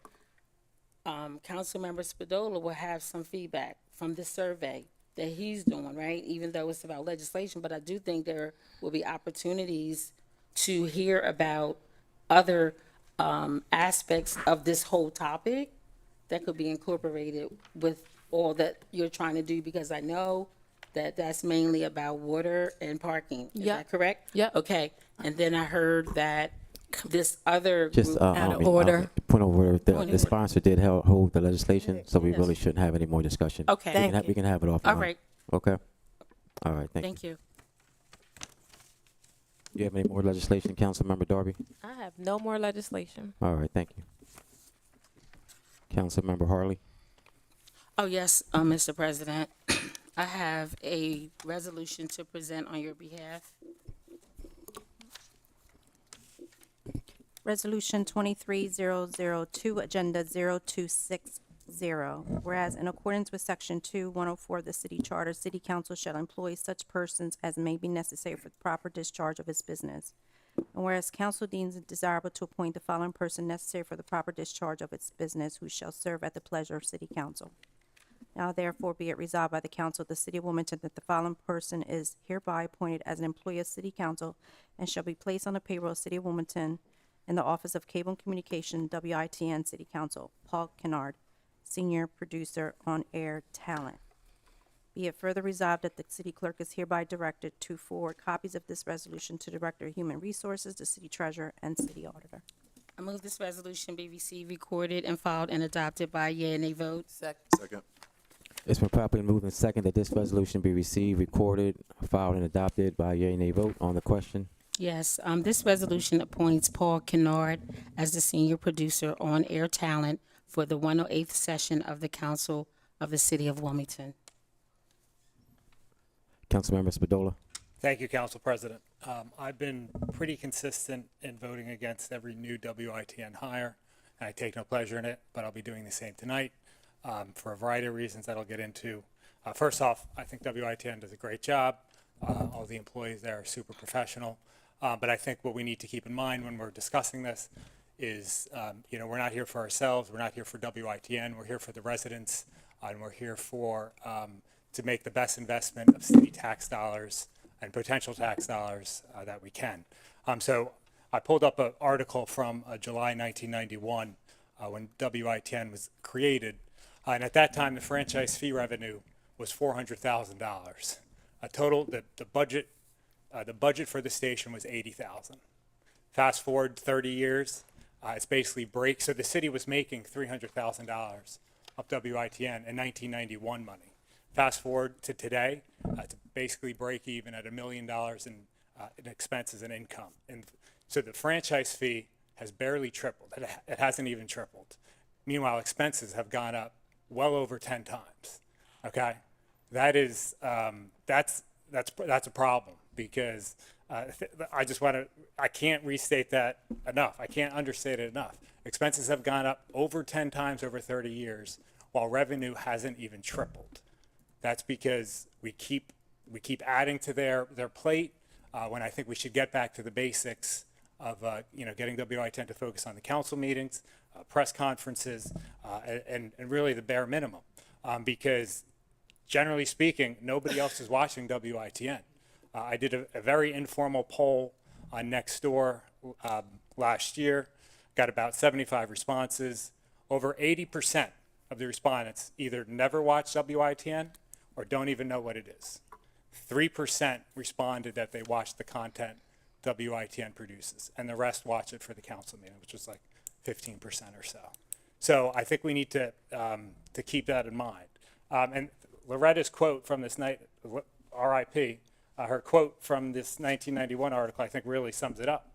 In this day and age when the federal money is cut back and our tax base is dwindling, I feel any windfall like the franchise fee should be used to fund current programs rather than establishing new ones. Rather than bring people on full-time that get into the pension system, we could be contracting out. We were just at DETV to film a holiday segment. We could be spending $5,000 a month on contracting and still come in under than what we'd be paying full-time after benefits and pension costs. Because really, the main meat of it is that the revenue, the franchise fee continues to decline. It's declined 20% over 5 years. We need to keep in mind that today's hires are potentially tomorrow's fires. Okay, we should take great pause in that, because nobody wants to lay anybody off. And one thing that was done, and keep in mind, the franchise fee has been used to balance the city budget. With a lot of the feedback I get sometimes when talking about this is that, oh, WITN is only funded by the franchise fee. Yes, but with a slight change of the code, that franchise fee could be used for literally anything else in the city. It could be used for anti-violence programs, to give raises to WITN staff, the council staff. It could be to bolster the franchise fee. So as it continues to falter, we won't have to make those layoffs. So all in all, I think we need to consider that. I think we need to, we need to be very fiscally prudent with new hires at WITN. We need to get back to the basics and make sure that they're equipped to do council meetings and the few press conferences we hold, and keep it at that. Thank you. Thank you, Councilmember Oliver. Yes, Mr. President. Although I do respect my Republican colleague and his statements, but from my point of view, he is really from the 7th or the 8th district. They probably don't watch Channel 28. They probably don't even use Fire Sticks. But from the, you got to recognize your audience. From the district I represent, when I see people, they tell me they have watched Channel 2, WITN. They weren't able to see the meetings because they are working, but they see the repeats and they really enjoy, not enjoy, but it keeps them informed of what's going on. As we know, everybody can't make committee meetings, everybody can't make city council meetings, but they do have the TV WITN that gives them the news. It's like in the district that I represent, WITN is like Channel 3, 6, or 10 to them.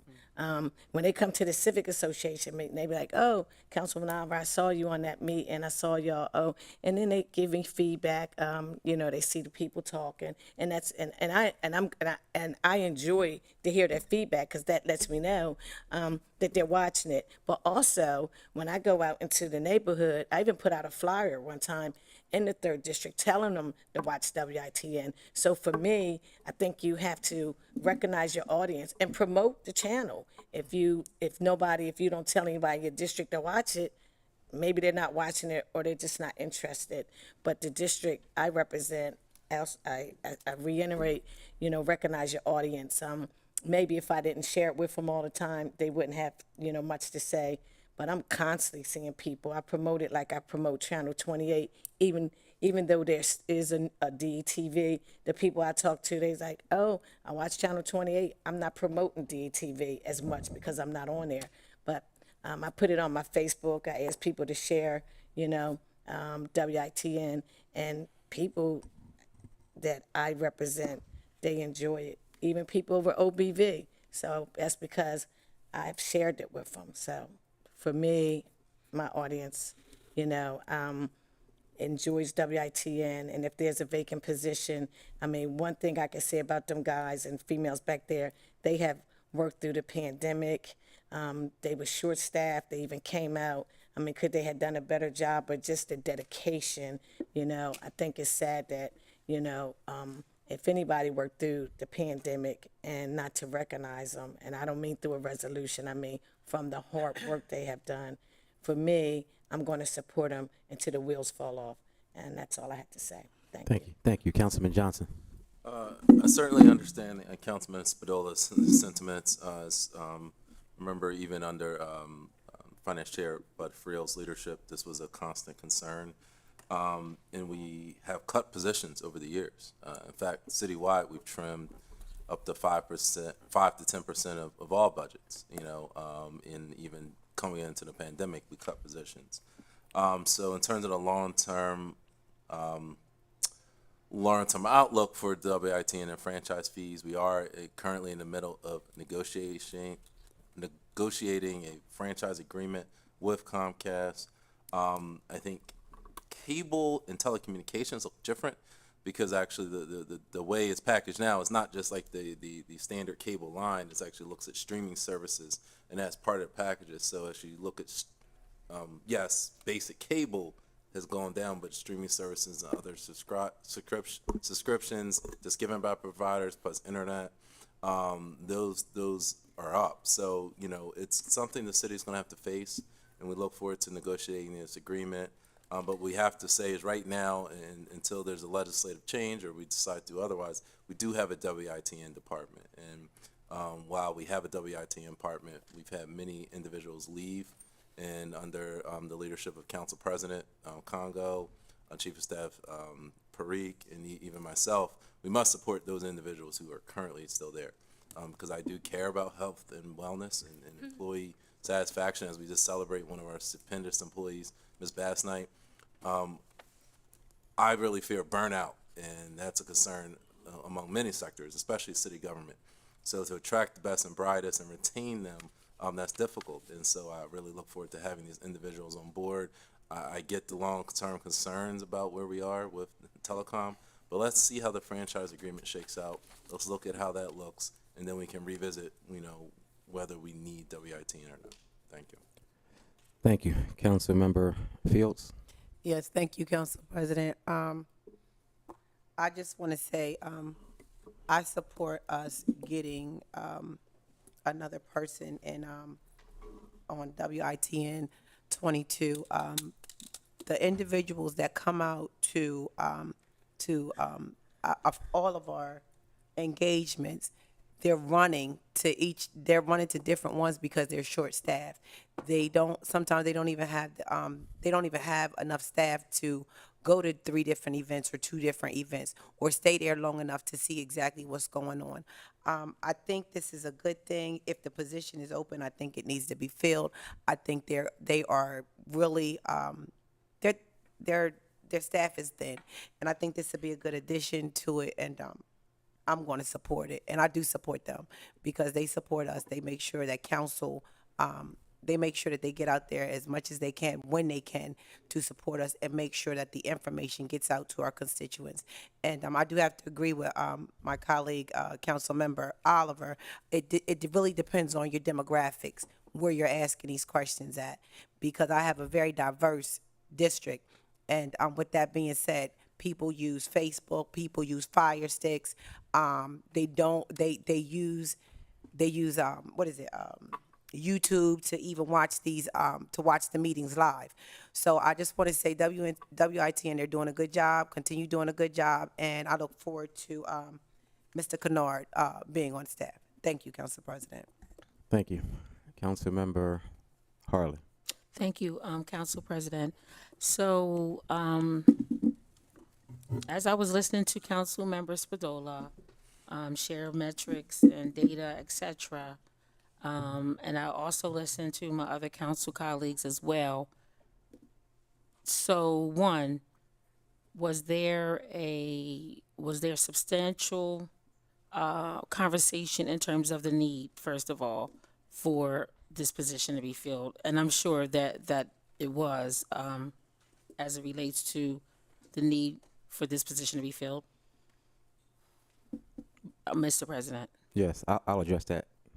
Oh, okay. you. So I'll move forward. So what my thoughts are is that I'm sure it was looked at, evaluated, and a decision was made based on some type of data, I'm hoping.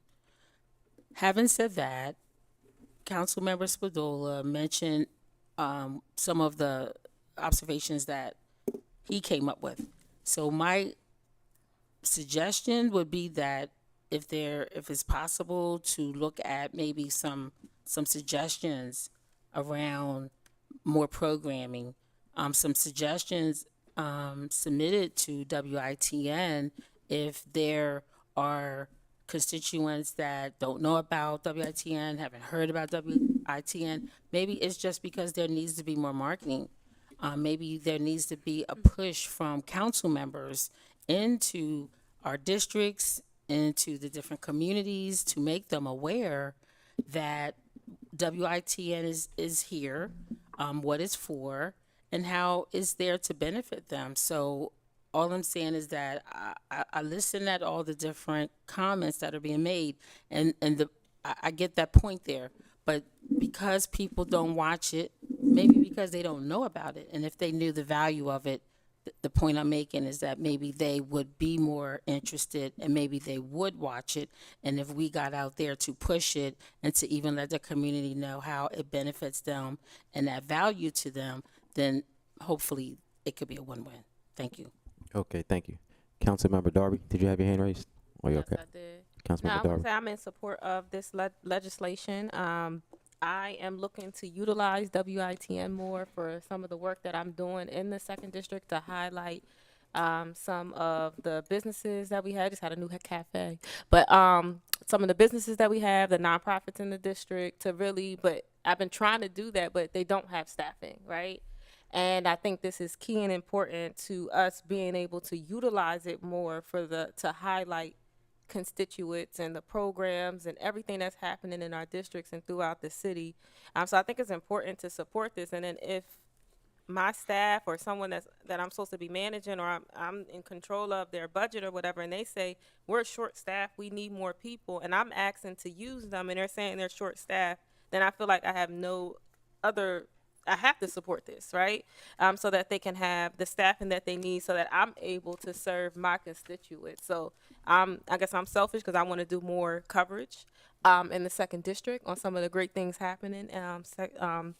Second district strong. So yeah, I'm going to say yes to this legislation. Thank you. Councilmember Bracy. I just want to, not to belabor the moment, but I just want to add one point of clarification for anyone that may be watching or may watch this on replay. We're not, this position isn't adding to the budget. This is a budget that's already been approved. We're not adding a position. We're essentially filling a vacant one. So I think that is a point to clarify in when we think of Councilmember Spadola's concerns, which are valid, and I think should be discussed in maybe a CTV meeting, because as we prepare for the next round of budgets, you know, the franchise issue is an issue. So not to discredit anything that he's saying, because he's bringing up valid points. If we're spending more than we're bringing in, we need to think about how that looks going forward.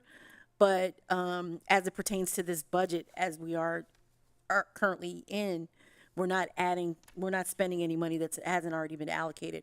So I just wanted to make sure that anyone that's looking at this knows that we are still being fiscally responsible, because we're spending money that has already been allocated. We're just filling a vacant seat. Thank you. I guess through conversations with our station manager, Wendell, he expressed the need for help, because he wants to be more impactful. He wants residents to tune in to WITN for programming and for shows, but he needs help. He needs more staffing in order to be able to do that. And I think it's our responsibility to promote Wilmington, and a part of promoting Wilmington is promoting WITN.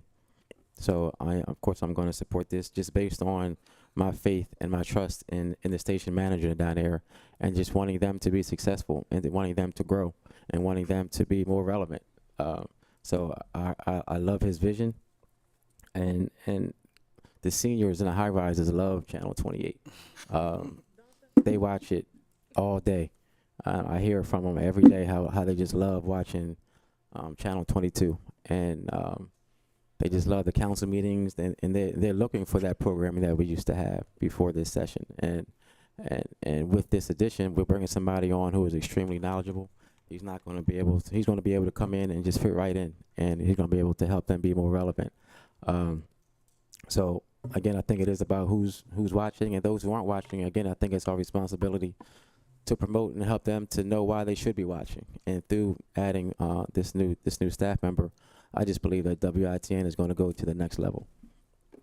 Councilmember Harley, before we... I'll go last. Anybody else before Councilmember Harley finishes? Has final comments? Councilmember Harley. Yes, thank you. I do want to thank Councilmember Bracy for bringing that up. That was a great reminder, because that's something, it's been so long and it's been a while. I completely forgot about that. And I think that that's a very good, valid point, and it's very important. And I also think that this is an opportunity for us to get the information out to our community, And it's an opportunity as council members to make sure that we are supportive of our station. And again, like I said, help our constituents to see the benefit in it. And to Council Member Spadola, I think it does raise a good point as it relates to a further discussion. And as it was already stated by Council Member Bracy, as it relates to the proper committee. But I am very interested in hearing more about it. So that's all I have, Mr. President. All right, thank you. Clerk, please call for the roll. Councilwoman Darby? Yes. Councilwoman Oliver? Yes. Councilwoman Harley? Yes. Councilwoman Fields? Yes. Councilwoman McCoy? Yes. Councilman Johnson? Yes. Councilman Field? Yes. Councilman Mills? Yes. Councilman Spadola? No. Councilwoman Bracy? Yes. President Congo? Yes. 10 yeas, 1 nay, and 1 absent. Declared adopted. I have another resolution to present on your behalf, Mr. President. Resolution 23003, Agenda 0261, whereas in accordance with Section 2104 of the City Charter, City Council shall employ such persons as may be necessary for proper discharge of its business.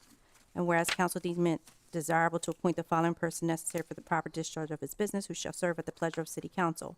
Now therefore be it resolved by the Council of the City of Wilmington that the following person is hereby appointed as an employee of City Council and shall be placed on the payroll of the City of Wilmington in the office of City Clerk. Anita Hawks, Legislative Administrative Assistant.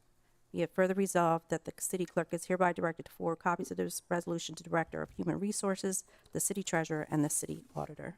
I move this resolution be received, recorded, and filed, and adopted by a yea and nay vote. Second. It's been properly moved and seconded that the resolution be received, recorded, filed, and adopted by a yea or nay vote on the question. Yes, Mr. President, this resolution appoints Anita Hawks as the Legislative Administrative Assistant for the 108th session of the Council of the City of Wilmington. This resolution amends Resolution Number 22-067.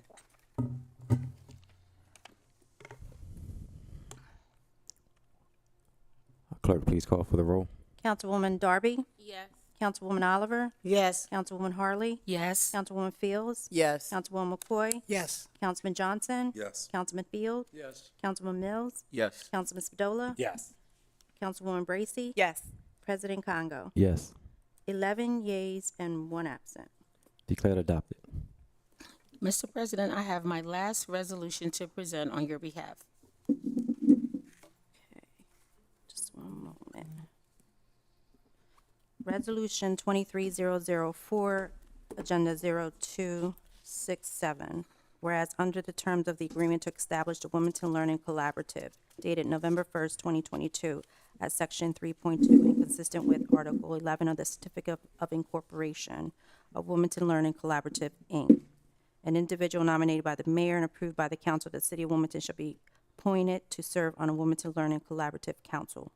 Mr. President, I move this resolution be recorded, filed, and adopted by a yea and nay vote. And before I finish, Mr. President, I said on your behalf, the correction is that I'm presenting this resolution, and I wanted it to be on record. Okay, thank you. It's been properly moved and seconded that this resolution be received, recorded, filed, and adopted by a yea or nay vote on the question. Yes, Mr. President, this resolution is being presented by the administration for council's review and approval. This resolution names Donald Patton as the City of Wilmington appointment to serve on the governing council of the Wilmington Learning Collaborative. The Wilmington Learning Collaborative's goal is to create consistency for students, empower educators, school leaders, and communities, and improve outcomes for students in the City of Wilmington schools.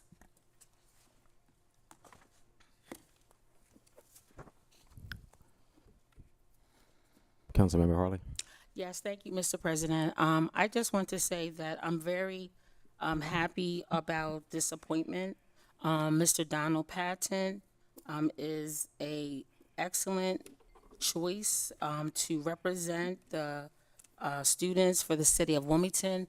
And the reason why I say that is because he was a former principal, he's an educator, he is currently on the board for the Christina School District, and he is definitely a person that supports all children, all families, and has the expertise, he has the training, and he has the skill set to deal with all children, and especially being a male, which according to the data and according to records and the outputs within as it relates to the children in the city of Wilmington, a lot of our children do need, especially our brown and black boys, need those male role models. So I just wanted to say that I'm really happy about this appointment by our mayor, and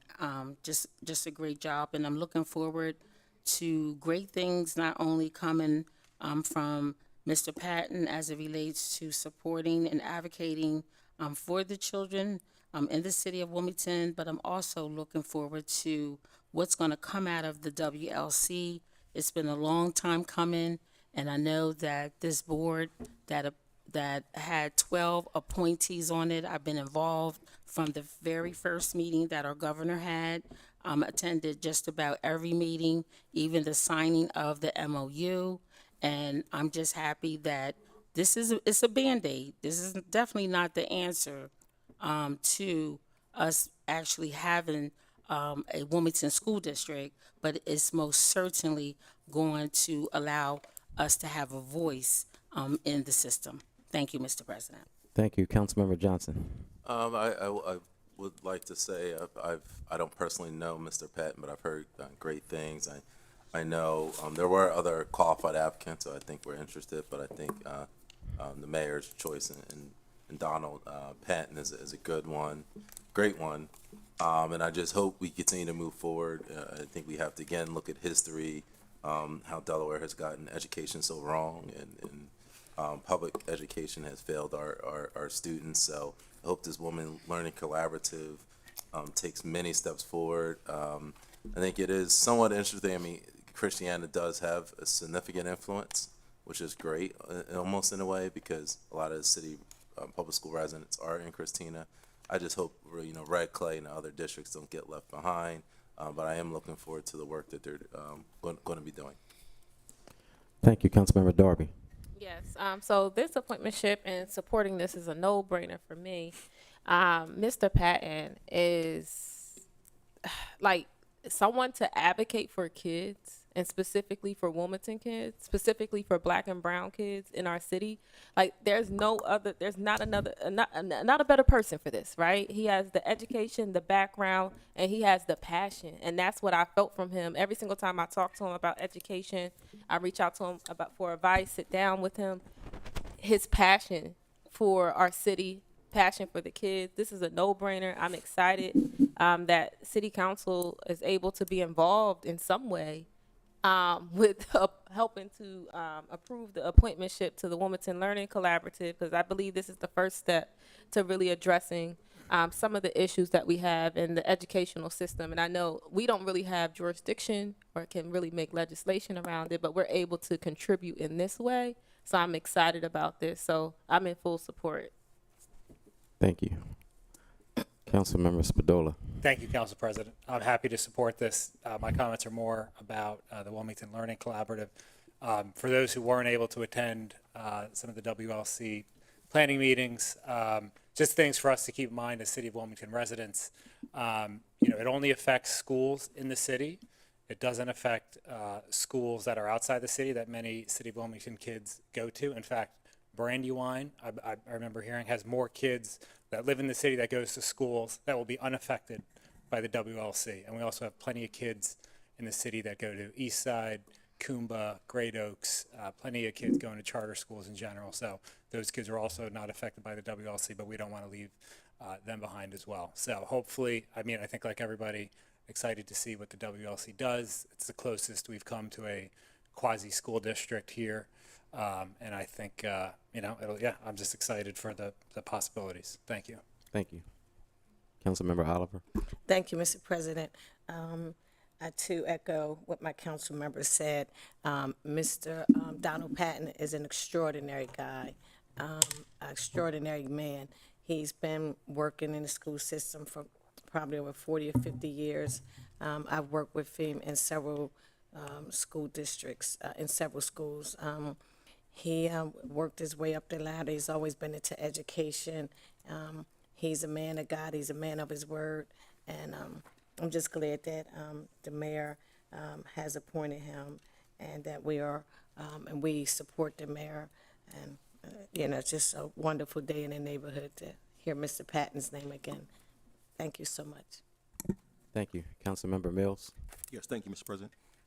I too want to say thank you to my colleagues for the support of Mr. Patton. I've been working with him for, the past 25 years in and around with children in the city, struggling IEP meetings and suspension, detention, expulsions, and I appreciate his effort, his passion, and I know a lot of us agree that our city needs to be more involved in our children's education. So I think this is a step in the right direction. I don't think that the WLC is the fix, as was stated earlier. I do not agree that this is the answer. So I don't want us to think that this is the end, that we've done all the work that needs to be done. There's still a lot of work that needs to be done in reference to our children's education and wellness. But I do think this is a step in the right direction. So thank you.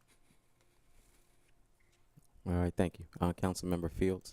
Yes, I'd just like to say, thank you, Council President. I'd just like to say, my sentiments are just like the rest of my colleagues. I'm glad that we have Mr. Patton on there, and I just want to congratulate him because I've had conversations with him several times, and I'll say personal concerning my daughter's education, along with other constituents in my district. So he was there where I can touch him, and I think it's not just going to be Wilmington schools. He's going to make sure education is great for everyone, but I know the focus is for Wilmington. However, his heart is about education. His heart is about kids. So whether they're in the city of Wilmington or out of the city of Wilmington, he's going to make it happen. So and like my other colleagues said, it's a Band-Aid, right? But we have someone there that's going to fight for our children, and I think that's key. So that's all I had to say. Thank you, Council President. Thank you. I'd just like to echo all of my colleagues' sentiments. Not going to repeat everything that you have already said, but I would like to be added as a co-sponsor. Councilmember Oliver. Please add me as a co-sponsor. Thank you. Councilmember Sorry. Fields. Yes, please add me as a co-sponsor. My mind was Councilmember going. Mills. Thank you. Councilmember Just Spadola. add me too.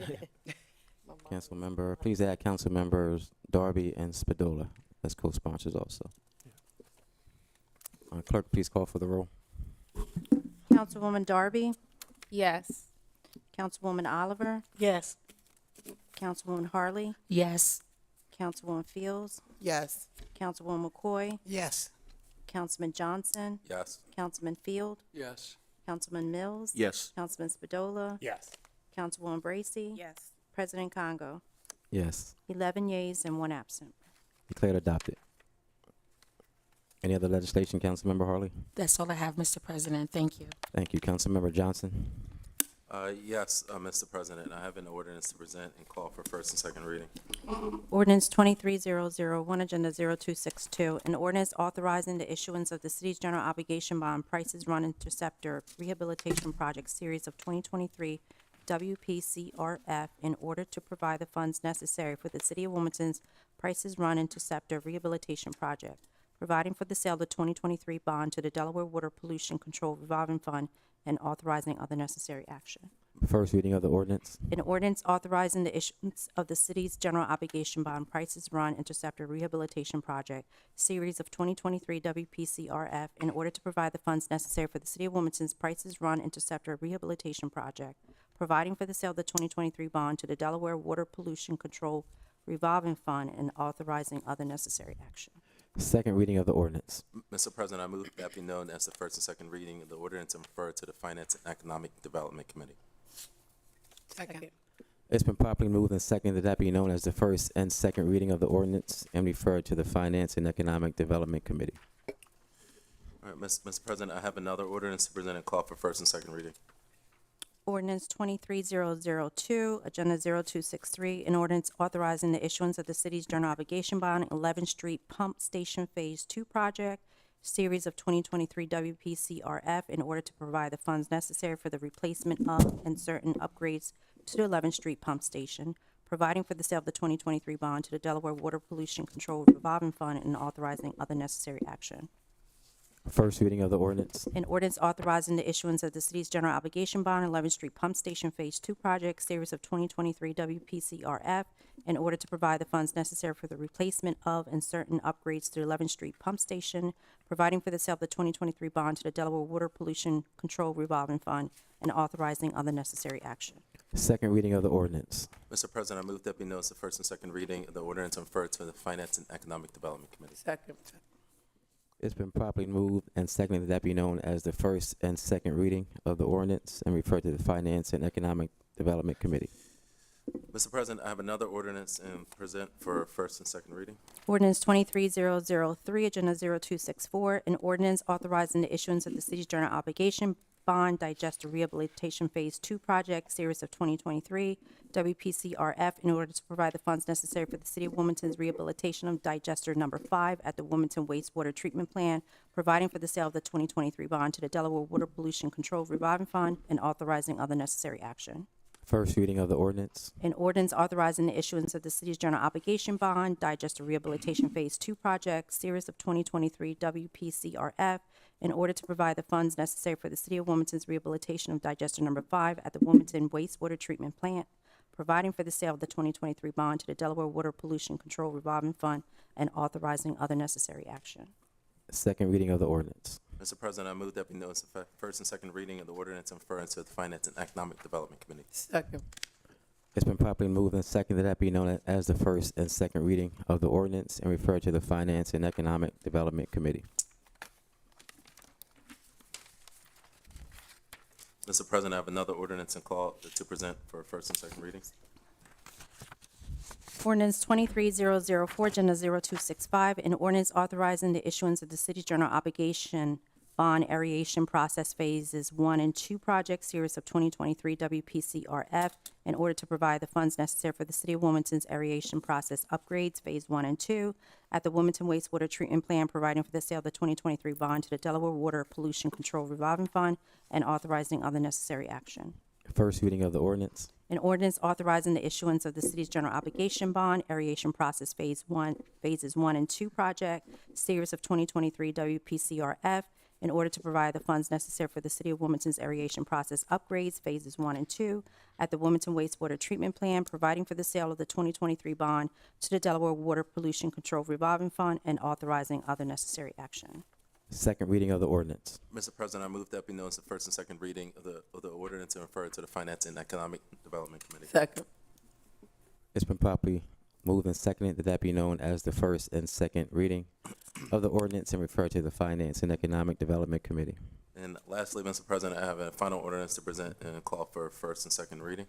Ordinance 23005, Agenda 0266, an ordinance authorizing the issuance of the city's general obligation bond dewatering process rehabilitation project, series of 2023 WPCRF, in order to provide the funds necessary for the city of Wilmington's dewatering process rehabilitation project at the Wilmington wastewater treatment plant, providing for the sale of the 2023 bond to the Delaware Water Pollution Control Revolving Fund, and authorizing other necessary action. First reading of the ordinance. An ordinance authorizing the issuance of the city's general obligation bond dewatering process rehabilitation project, series of 2023 WPCRF, in order to provide the funds necessary for the city of Wilmington's dewatering process rehabilitation project at the Wilmington wastewater treatment plant, providing for the sale of the 2023 bond to the Delaware Water Pollution Control Revolving Fund, and authorizing other necessary action. Second reading of the ordinance. Mr. President, I move that be noticed the first and second reading of the ordinance and referred to the Finance and Economic Development Committee. Second. It's been properly moved and seconded that be known as the first and second reading of the ordinance and referred to the Finance and Economic Development Committee. And that completes my items for tonight, Mr. President. Thank you. Thank you. Councilmember Spadola. Thank you, Council President. I have an ordinance to present and call for the third and final reading. Ordinance 22048, Agenda 0251, an ordinance to expand eligible uses of community support grants made by City Council. Mr. President, I move that be known as the enacting clause of the ordinance and call for the yea and nay vote. Second.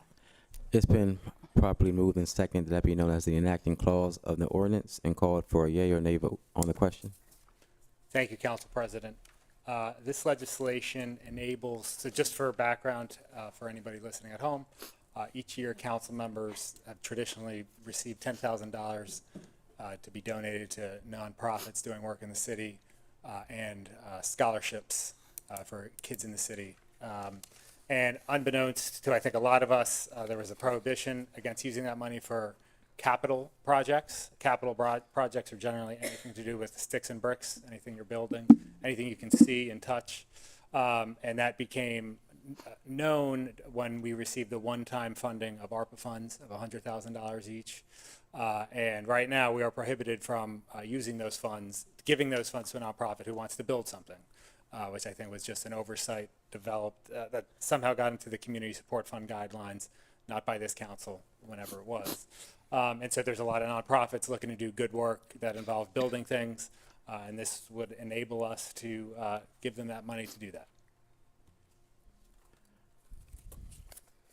Thank you. Councilmember Harley. Yes, I'm not going to be long because I know I'm already a co-sponsor on this legislation tonight, but I'm really excited about it. I am glad that Councilmember Spadola sponsored this legislation because there have been numerous occasions where nonprofits had come to me regarding this very thing, and of course then it was a no. And so through the adoption of this legislation tonight, now some of these organizations can get some of the finances and funding that they need to aesthetically be better looking for our children. And most of them are organizations that are youth centers. So I'm really excited about this legislation. So thank you, Councilmember Spadola. Thank you, Councilmember Oliver. I too like to be a co-sponsor. Thank you. Thank you, Councilmember Bracy. Would like to be added as a co-sponsor. Thank you, Councilmember Fields. Yes, can I be added as a co-sponsor? Councilmember Mills. Yes, please add me, Mr. President. Thank you. I'd also like to be added as a co-sponsor. And clerk, please call for the roll. I apologize. Councilmember Spadola, any final comments? Thank you. Clerk, please call for the roll. Councilwoman Darby. Yes. Councilwoman Oliver. Yes. Councilwoman Harley. Yes. Councilwoman Fields. Yes. Councilwoman McCoy. Yes. Councilman Johnson. Yes. Councilman Field. Yes. Councilman Mills. Yes. Councilman Spadola. Yes. Councilwoman Bracy. Yes. President Congo. Yes. 11 yeas and 1 absent. Declared adopted. Council President, may I be excused? Yes, you may. And before we get started with petitions and communication, I just want to give another shout out to Chief Campos, who is still here with us. I've been on council for almost 16 years, and I don't remember a chief ever hardly even coming to a council meeting and never staying for the whole meeting, especially when it's almost 3 hours long. So that's just a testament to who he is and what he's going to instill in his coworkers within the department. So thanks again, Chief Campos, and congratulations. Good point. Councilmember Darby. Yes. So today was a special day in the 2nd District. We have our first cafe. It is Scott's Cafe. It is off of,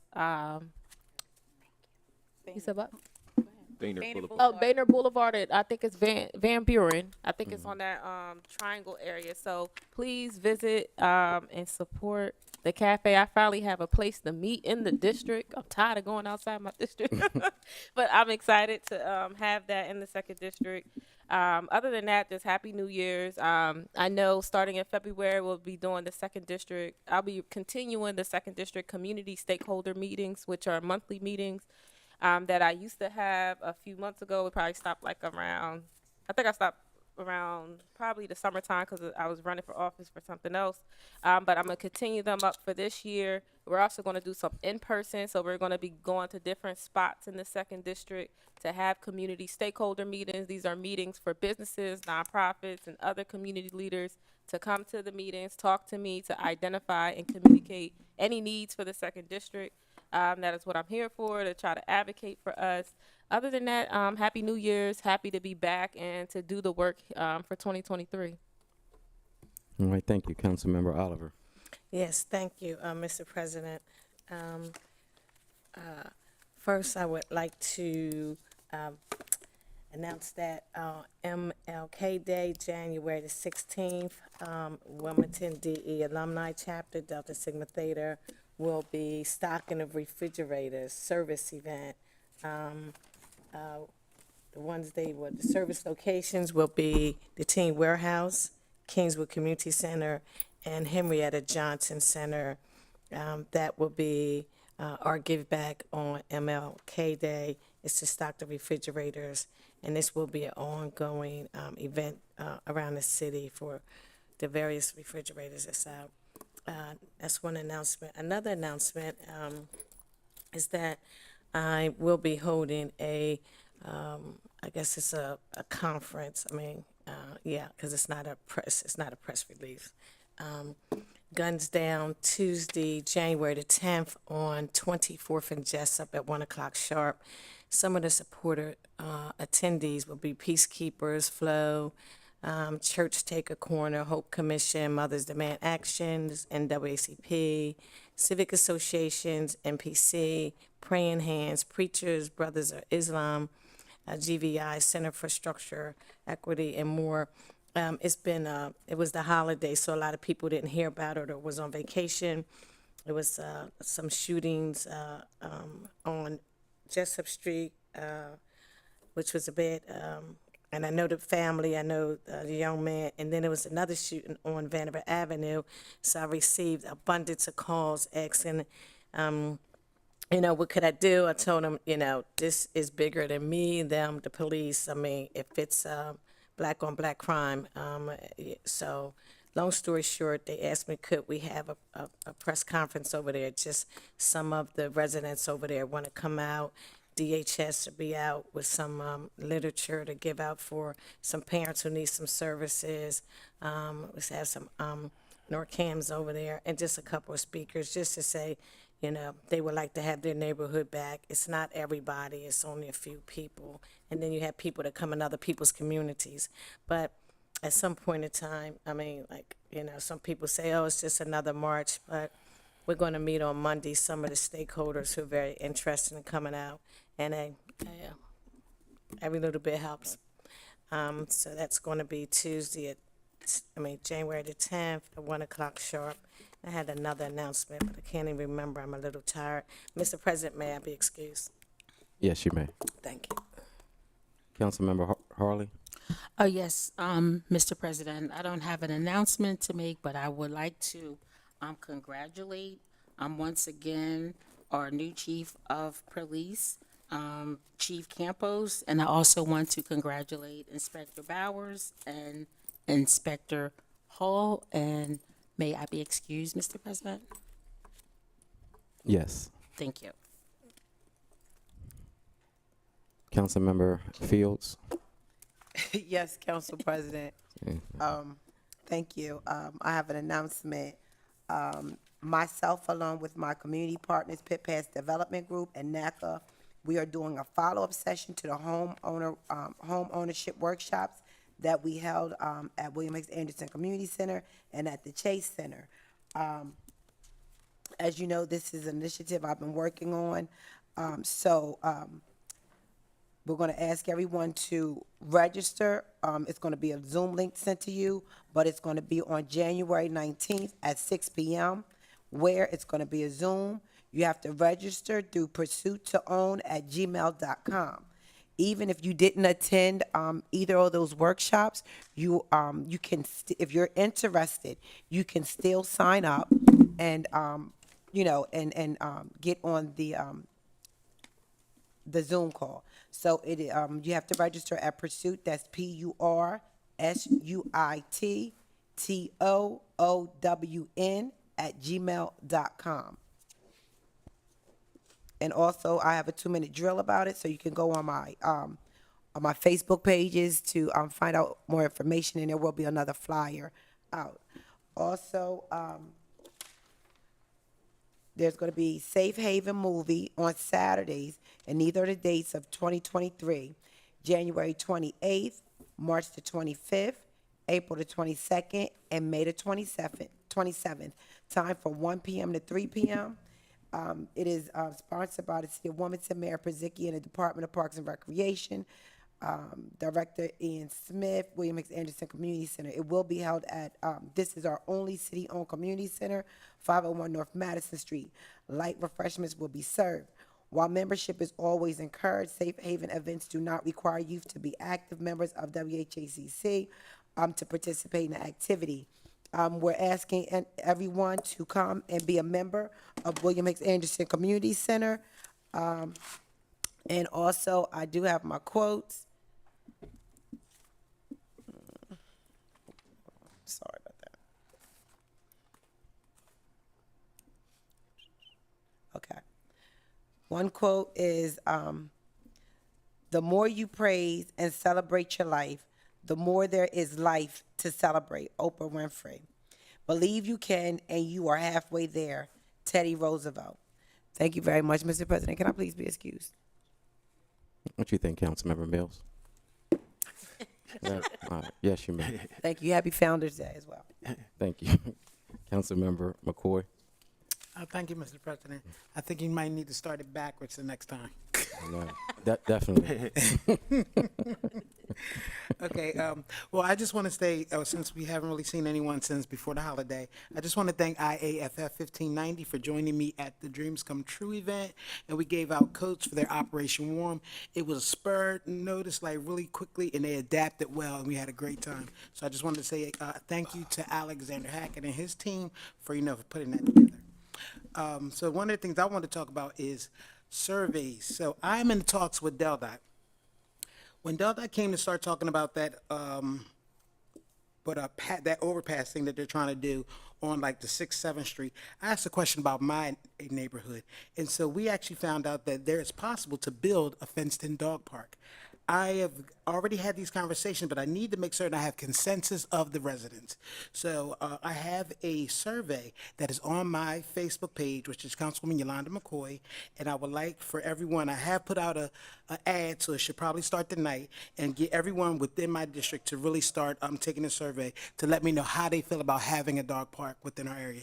From what I understand, this will be the very first fenced-in dog park here within the city of Wilmington. The city's Parks and Rec director is very excited, and they will be maintaining the park. So it actually will be added addition to our Parks and Recs. So the other thing is we will be having a ML Day cleanup parade and community celebration. This is something that normally happens on 4th Street. This is the 11th annual one.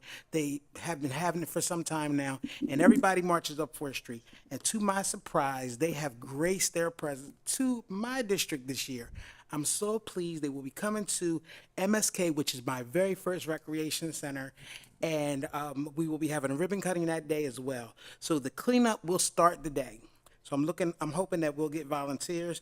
There's more information from Westside Grows Together and from MSK, and also from my council page. So you look up I Am My Sister's Keepers, you'll be able to find ways to volunteer, and also from Westside Grows Together. So we will be cleaning up first, then there will still be a peace march, and there'll be a ribbon cutting, because then we will finally be able to open up the center to the people within the community. So I'm very pleased that this is happening.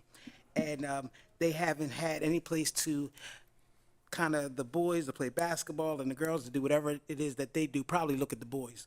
But but they haven't really had that place in about 6 months. And I'm so glad that this is, we're opening the doors. And I just want to thank everyone who's actually given to them. The city of Wilmington's actually made certain that they were able to help as well. So this is something that we're looking forward to. That is January 16th. The start time, I think, is 10:30. The ribbon cutting, I believe, will be at 1. Lastly, just of course have to congratulate Chief Campos. I can't wait to figure out who we're gonna have as a new sector captain. But I'm so happy. I'm so happy that it's somebody I'm so pleased with. I'm like, oh my God, I cannot even remember that scolding. That's a shame. I feel terrible. I'm gonna have to make it up to you. And then also all of the others who've actually who went up in rank, which was Inspector Bowers and also Inspector Hall, and also Mr. Patton for his role at WLC. And so anything that you're looking for that I've talked about, you can find it on my Facebook page, which is Councilwoman Yolanda McCoy. That's all I have. Thank you, Councilmember Johnson. First of all, wanted to wish everyone Happy New Year, as we have a lot in store and continuing to move Wilmington forward. Similar to my colleague, council member Darby, I do want to give shout out to, we have a new bakery and coffee shop on the west side, Hell's Bell's Kitchen, 600 block of North Union. Took a long time for us to get there. A lot of permitting issues with the city, but we're glad to see them in business. And looking forward to the official ribbon cutting soon. Again, we can never have enough community gathering spaces. As I know that from just a neighborhood survey that was done 2 years ago on the west side about spaces that people want. So I appreciate them choosing the west side as their home. Talking about MLK Day, I know there's a full agenda. Someone wants a little bit different perspective. There is the Delaware State Bar Association actually has a MLK Day celebration at the Chase Center breakfast. So you can go there before you go to the MSK event and other events. The main keynote speaker is Cornell Williams Brooks, who is from the Harvard School of Government, and he's also the former CEO of the NAACP. So he brings a national perspective of having worked in racial and social justice reform.